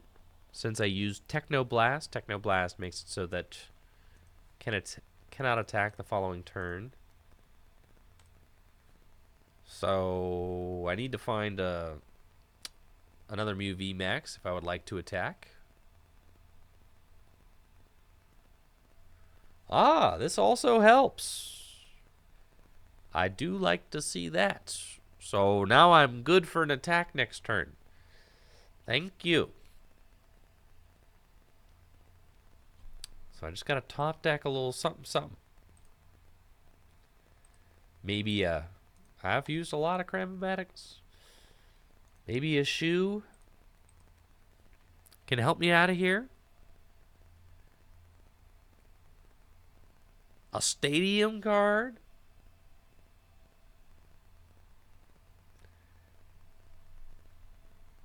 Could do it as well. There's Sableye. They have 1, 2, 3, 4, 5, 6, 7, 8 cards in the Lost Zone, so not enough to Sableye yet. Probably just going to spit innocently with Cramorant. And we'll see what we can do. We got 110 coming in. I need to draw out of my 2-card hand, and we do not find what we need. So I will simply retreat and Technoblast yet again. Maybe this card will help. Okay! Some shoes! Let's go! The shoes could deliver. So let's see what they do this next turn. They probably want to finish off my Mew and put some damage on Genesect.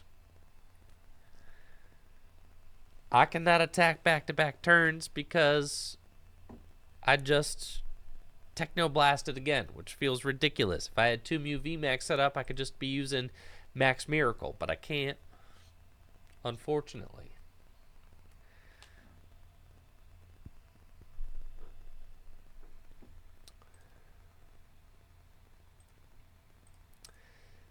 Double cross switcher could get me an attack, but I probably won't be able to find the double cross switcher under the path to the peak situation. So, well, they got rid of a lost vacuum. Yep, they're ramping up towards 10 cards. Okay, they're going to do this again. Great. All right, so I'm good for an attack again. That's fine. Going to let this Mew get knocked out. Turns out with 4 escape rope in the deck, they really can't help but play it. Makes sense.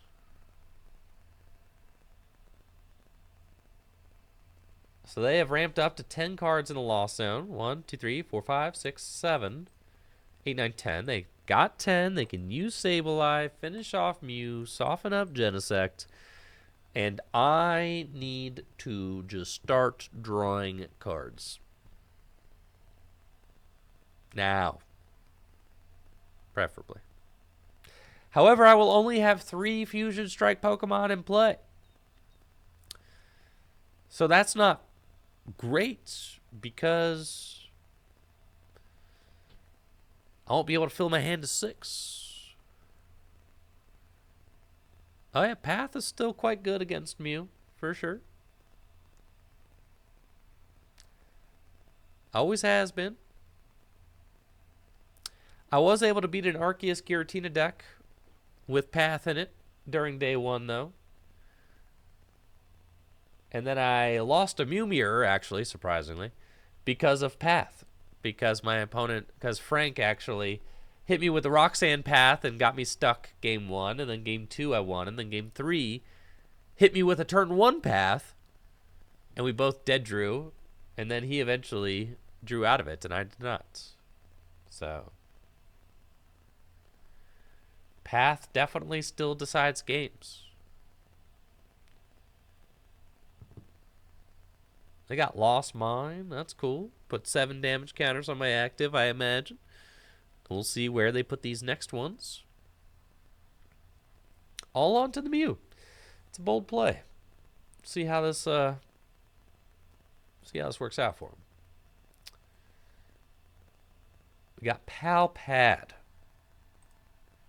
Okay, I think it's technically correct to Pal Pad in the Marnie before we go for these shoes. Yes, baby. Yes. All right. Let her rip. Quick Ball. That'll do. Quick Ball. Away the Battle VIP pass. Let's go get a Mew. Another Mew? Yes. Let's go get a Genesect. Hyper Potion is in the deck. Okay. Let's get another Genesect. Genesect. Here. Fusion Strike System. Hyper Potion. Boom! And then we go, Marnie, your big hand out of here!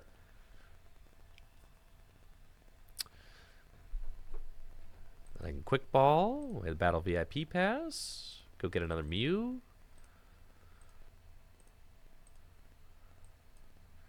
Power Tablets. Fusion Strike System. And I think Huh. I think that's good. Technoblast. Can I Psychic Leap? Did I play a power tablet? I'm going to feel kind of like a goon. I played a power tablet, right? What do you guys think? I played one? Yeah, we going Psychic Leap. And we're not going to shuffle. Cool! That's fantastic. Got another Pokestop off the prizes. Looking good.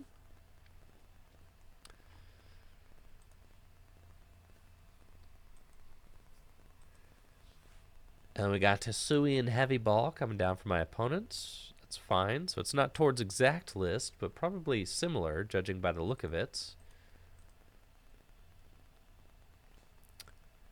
And that Hyper Potion really sets up the Mew because with 50 damage on it, it's going to be like right in range of the Charizard.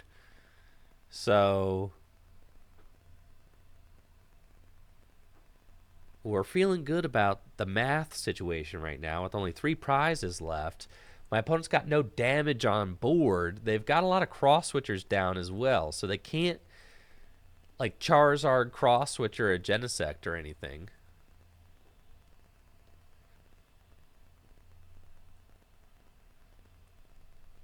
So I'm feeling very solid. I've got a Pokestop in my hand now too, so if they path, that's the reason I saved this Cramorant or this Cramomatic was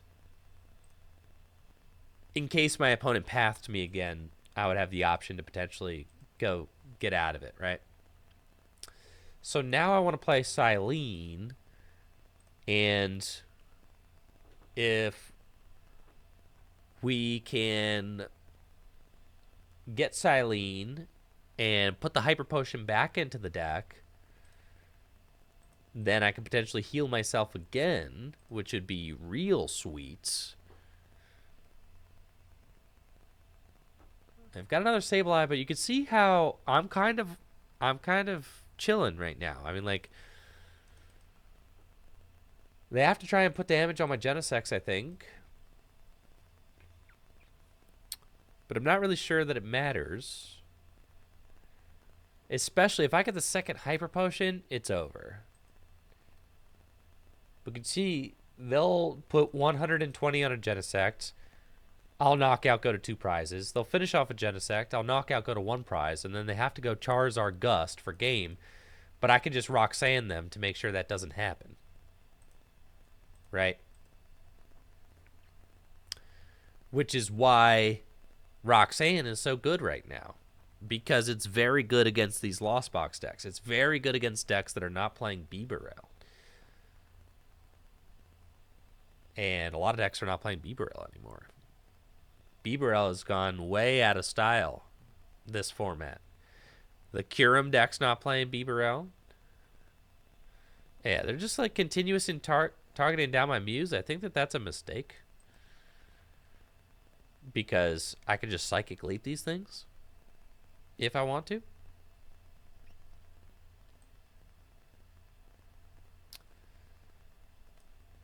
But oh well. Cool, so we got that. Go get Silene.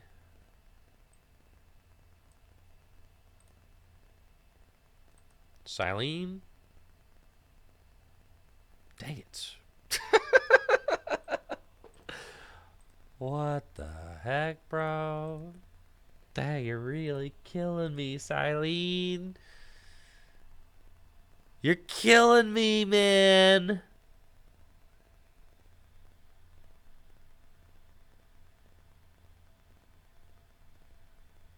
Killing me, bro.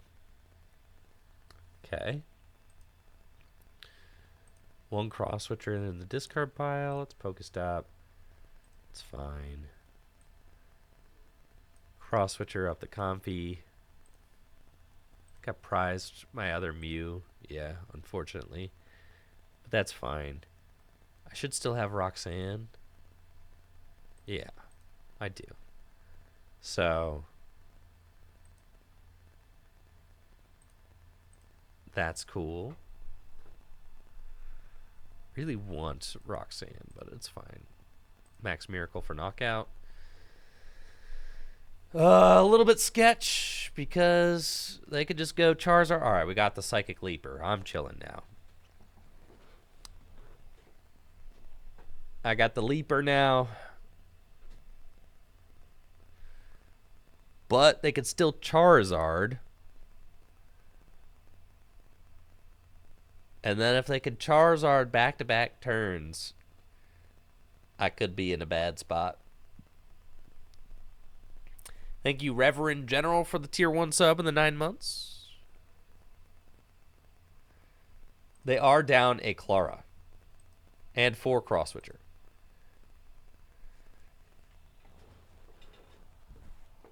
So that does change some things.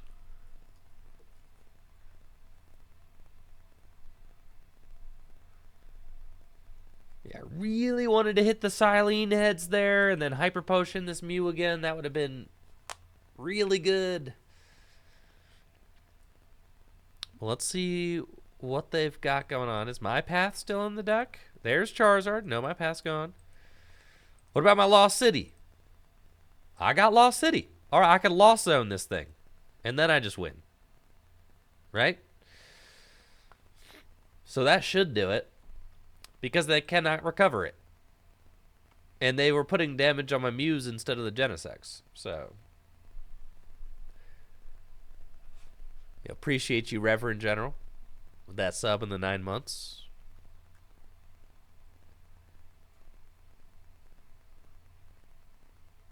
Yo, what's up, Hooked On? It was nice to meet you. And I'm glad you were able to get a sick box from Full Grip. Thank you so much for supporting the shop, and thanks for introducing yourself as well, Hooked On. Okay, so here's the Charizard. I really want to Lost Zone this thing. They've got 1 prize remaining. No easy prizes to take. The dream is to... I don't even want them to have that Pokestop. There's Marnie Lost City. That's the play right there. Boom. I don't even want to play that double turbo, really. Because, like, what if they try to... I don't know. What if they try to Gus something for, like... to stall it? Do I got Cross Switchers left in the deck? No. All right. Get rid of this. That's all I want? Right. So I need to keep the double turbo just in case they try to Gus something. Fusion Strike System. Come on, man.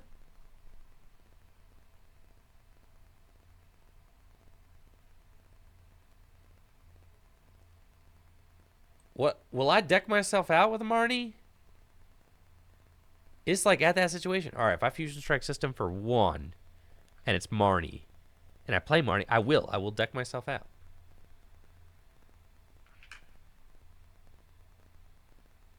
So, I need to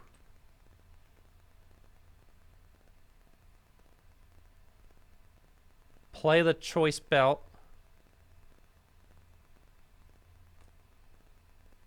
And I need the Lost City to be right here.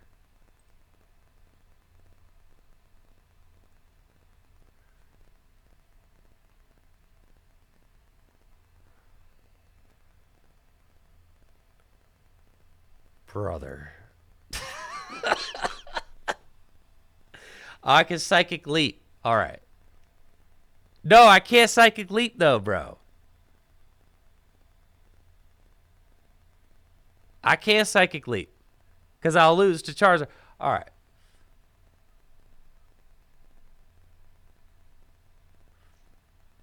Dang it, bro. This is so cringe. Man!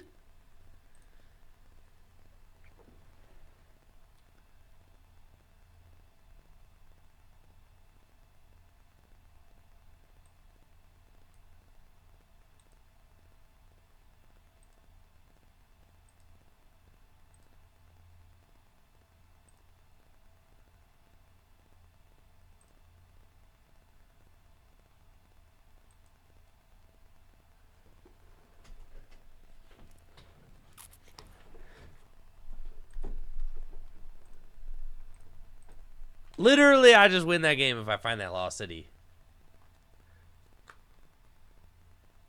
No, if I Marnie, because the Marnie goes to the discard pile. So then, no, I still deck out because I draw the 5. They still needed the switch to attack with the Charizard because the Charizard can't attack back-to-back turns. That was just bad beats, man. I literally just needed that. Oh, my God. The bottom card of the deck. Ah!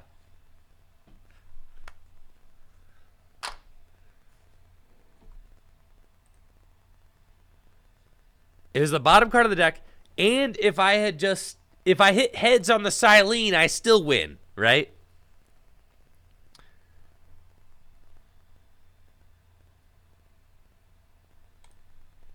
So, yeah, thanks, Yarn. I appreciate you. Tough one. That's fine, though. No sweat. That'll happen. All right, what's going on here? We got a Mew VMAX mirror? No, Arceus. Cool. Playing against probably an Arceus Giratina deck, if I have to guess. We'll go for Cramomatic, and it's a heads, baby. Battle VIP pass, and we are off to the races. We'll go get a Mew and another Genesect. Genesect down. Trek. Don't need that. This feels like a glutton for punishment. I know. Man, bro. This is going to be a tough game. My hands are going to get so clogged. I just Ultra Balled away 3 Ultra Balls. Like, man. For sure. It's fine. You want to watch out for Path to the Peak, so we don't want to play that.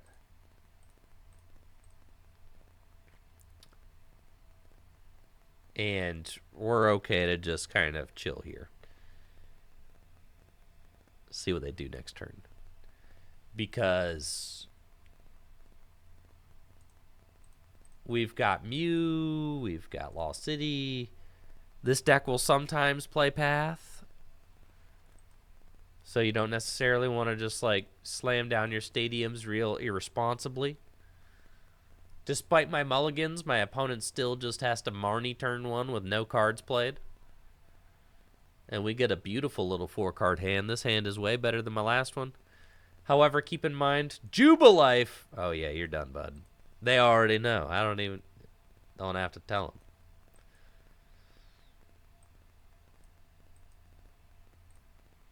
Quick ball here, and all we need is a single Mew VMAX, and this game is over. Okay. Here we go. Fusion Strike System. Cramomatic. Okay. Quick ball away here. Fail it. Trekking shoes. Nope. Pal pad. Boss back into the deck. Fusion Strike System. Well, that's fine. Get all those cards out of here. And there they are. My boys. GG's. Retreat, Technoblast. That's it.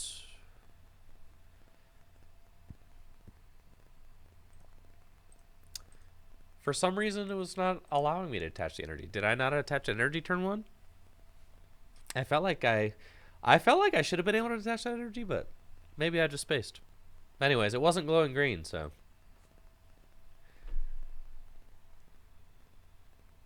That's why. I did not attach turn 1, so that would answer the question then.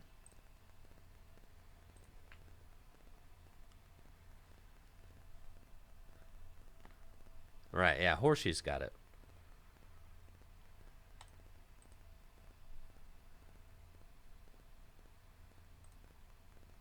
Just one day of Mew VMAX. How long does it take? How long does it take to rot your brain playing Mew VMAX?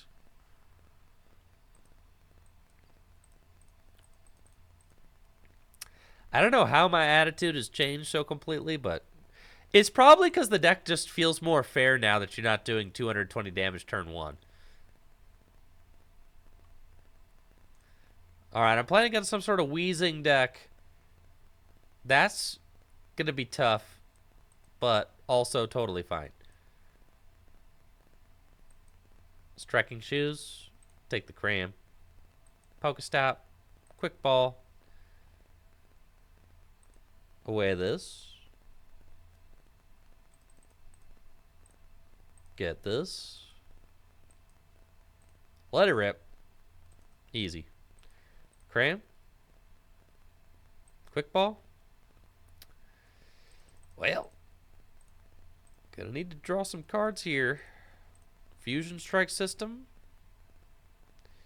Yeah, there's some cards. Fusion Strike System. Yeesh. Roxanne's good. Boss is good. Break the Wheezing Lock. Lost City. I could always Palpad back in the Roxanne, honestly. Go Oricoria or go Mew. Fusion Strike System for 3. Boy.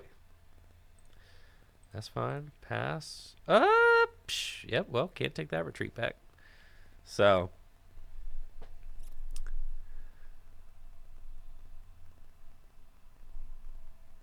We've got Comfy Wheezing. Right? This is interesting, isn't it? Some sort of Lost Zone deck featuring Galarian Wheezing. But the thing is that I've been thinking about Galarian Wheezing quite a bit because, like, obviously abilities are very good, so you want to be able to turn them off to gain an advantage. But there's so much escape rope happening right now in the Pokemon TCG that Wheezing is like at an all-time bad because it can't. Watch me get absolutely punted by a turn 1 Wheezing while trying to say that. I'm about to get Marnie Gallarmine Path. Oh, Marnie Gallarmine Wheezinged. Turn 1. I'm going to be so ill when I never draw out of this. But it's fine. We're actually chilling.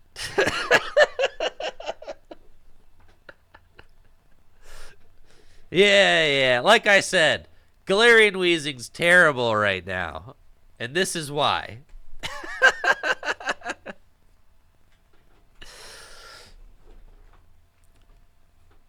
Yeah, this card does nothing, homie. And then all that work. All that work. For nothing. Put Big D on the bottom of the deck. Switch cart. The one of switch cart into Marnie. That can't feel good.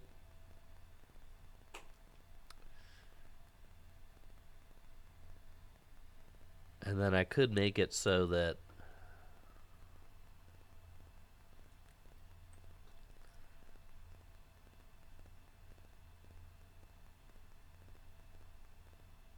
Ultra Ball away these. That's fine. Go get my other Mew VMAX. Power Tablet. And I'm just going to Max Miracle. So that way I don't have to switch a lot. Underneath this Gallarmine. We're just chilling.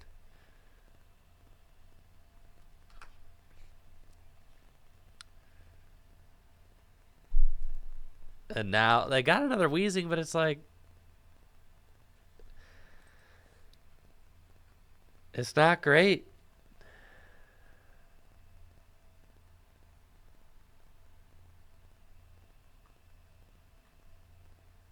Oh, that's what's up, Mr. Misters.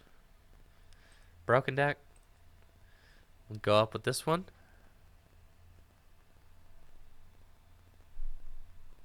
There we go. GG's.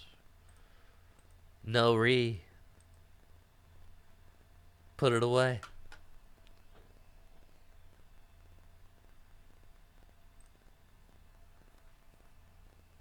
Oh, yeah. This Charizard. You like his hoodie?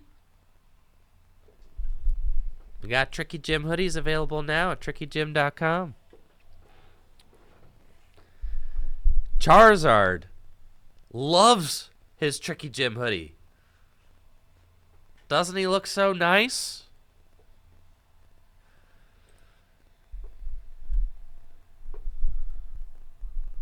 Man, look how cozy he is. Just saying. You could be that cozy. Is possible.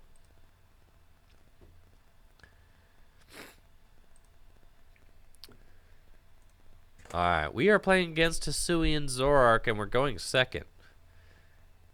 That seems bad.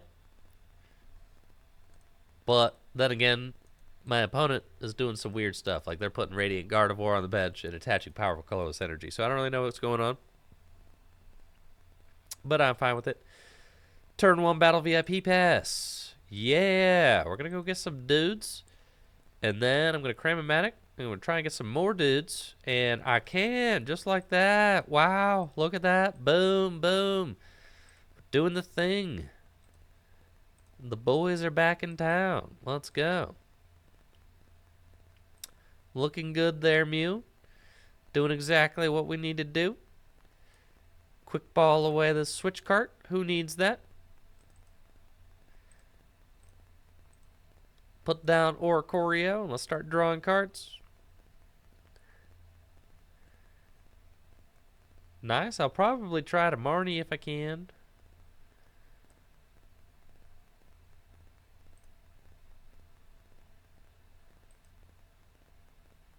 Yeah, we'll keep that. That's fine. Draw 3 cards. Choice belts. Well, we'll just draw 1. Alright, okay. Ooh, cross switcher. Could be nice and annoying. Yeah, let's double cross switcher up that thing. Force them to deal with that. Retreat into Mew and pass. And then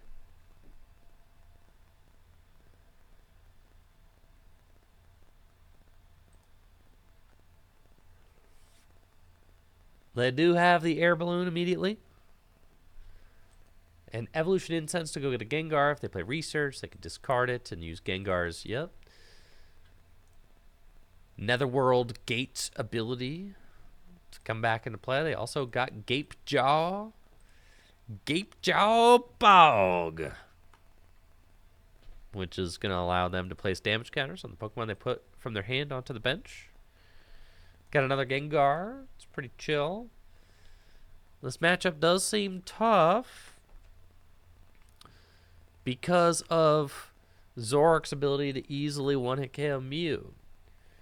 They're like similar decks, but Mew is more consistent. They both are just trying to one-hit KO things and win the prize trade. Mew is also more difficult to knock out. So you've got both of those things going on. Hisuian Zoroark seemed okay. I feel like Mew has more options than Hisuian Zoroark. Like, I like Mew more. But can't deny, Hisuian Zoroark had some results this past weekend, so that's cool. I personally am a bigger fan of Mew, but they do both aim to do similar things. Both just double turbo decks. Trying to attach your double turbo energy and blow things up.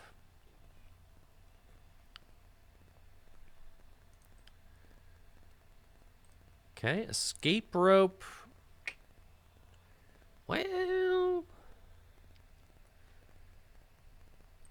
send up the Oricorio. That's fine.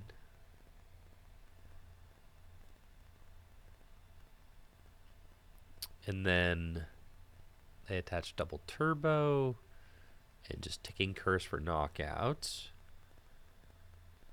They've used their V-Star power already. So the path doesn't really do anything to them.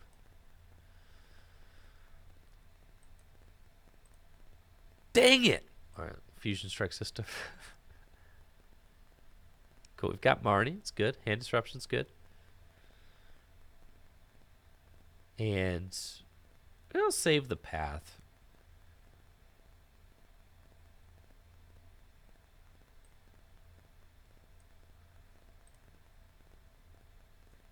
Tails, Marnie.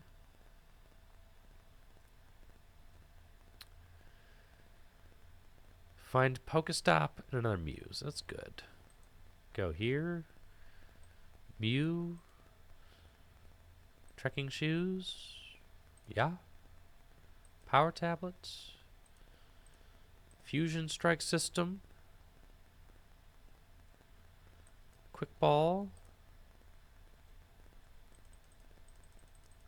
Need more power tablets. Or else. Fusion Strike System. Well, we got Cross Switcher. That'll do. Cross Switcher up this guy. And Cross Fusion Strike Techno Blast for knockout. So we'll take that guy out of the equation. Do our 200 damage. Save our power tablet plays for later in the game. Now, this Zoroark has to get more damage online in order to take a knockout on my Mew at max. They could do, with the double turbo energy and the powerful colorless energy, they could do 300 damage max. So with a choice belts, they could do 330 damage. It's a lot of damage.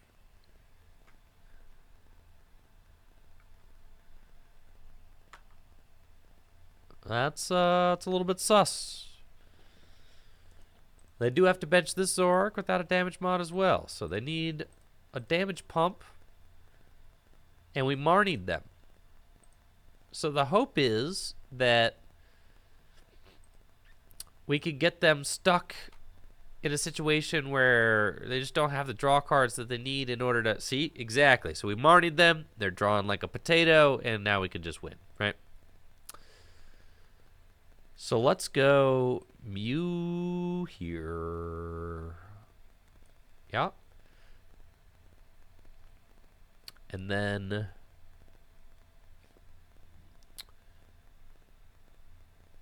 this feels like it's not an echoing horn situation, this game. Let's Trek. Do I want the boss? Yeah, the boss is kind of fine. I can boss up the other Zoroark, knock it out, and then deal with this big Zoroark later. As in, like, you know, next turn. So 210, I do need 1 damage mod in order to do this.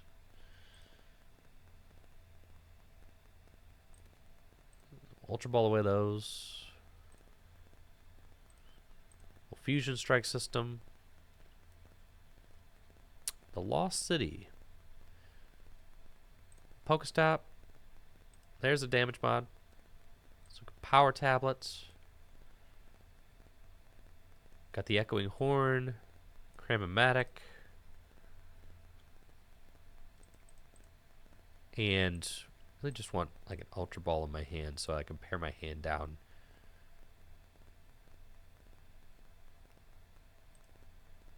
Next turn it's going to be all about... Ultra Ball's fine. Really, I just want to be able to draw my entire deck next turn. So, let's do that. Played 1 power tablet. Need to attack with a choice belted 1.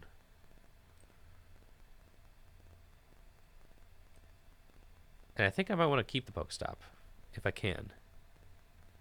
I don't need 2. Do I need 2? I don't need 2. I got a choice belt and a... Yeah. We're chilling. I need 2 damage mods, but the choice belt counts as 1. We got Roxanne now. And... yeah, I will say the Radiant Gardevoir definitely messes with our math. However, Path to the Peak does turn it off. So, something to think about. They've got 1, 2, 3 Pokemon in play that do not have damage counters on them right now. So that's pretty good for us. We've got the Echoing Horn and Boss. So if we need to, we can boss something up.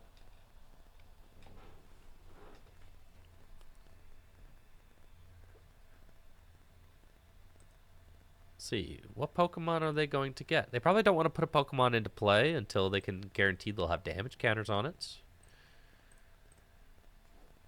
Right?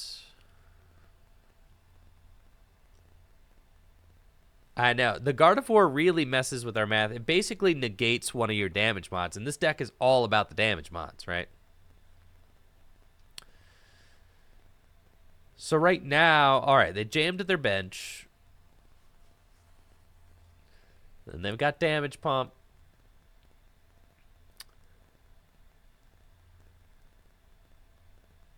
So they've got... but they need 2 more damage counters. So they need 1 more damage pump. They can use Bibarel to draw into it. They can try Pokestop. They can do both of those. So then I'm like trying to think of how do I deal with this one fat... oh, they've already beavered. All right. Yeah, they do have the second damage pump. But I think that they're still short of the knockout. Right? Because they're doing 300. So they need a choice belt. So I got to research for that. They got the Gape Jaw. Or they need another powerful colorless energy. They just don't... they do not have it. So... with 10 damage here, that actually makes a big difference because it effectively has 280 hit points, so I only need 2 damage buffs in order to knock it out, which is huge. It's huge. Absolutely huge, chat. So what you're saying is all I need to do is Silene and flip some heads. Just 1 heads on Silene, and this game is over, baby. Let's go. All right. Get that power tablet back. Attach this energy to whoever. Fusion Strike System.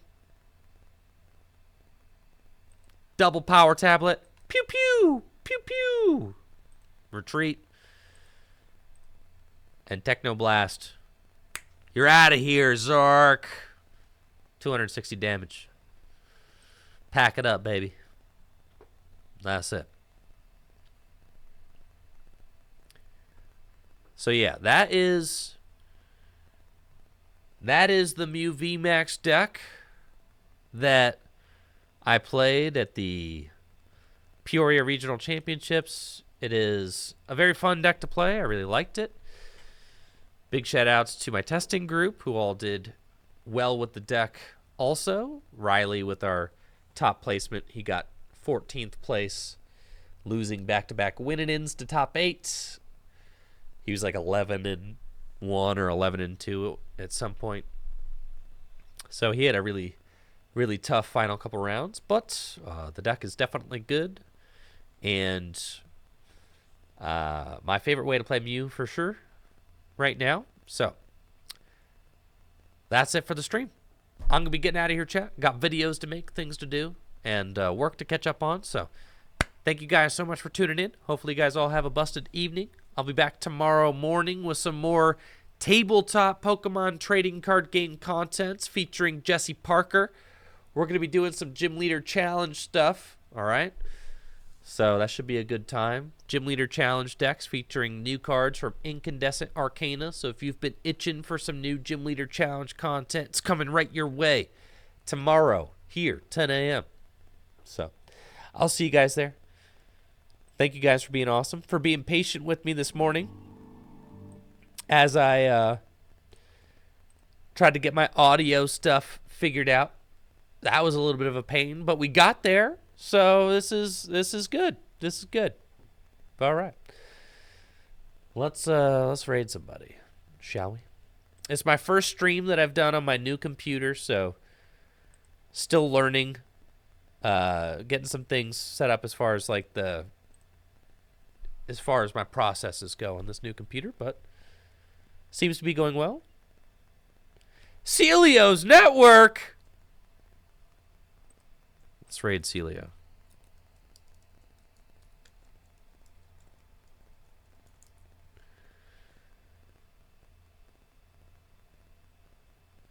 See you guys.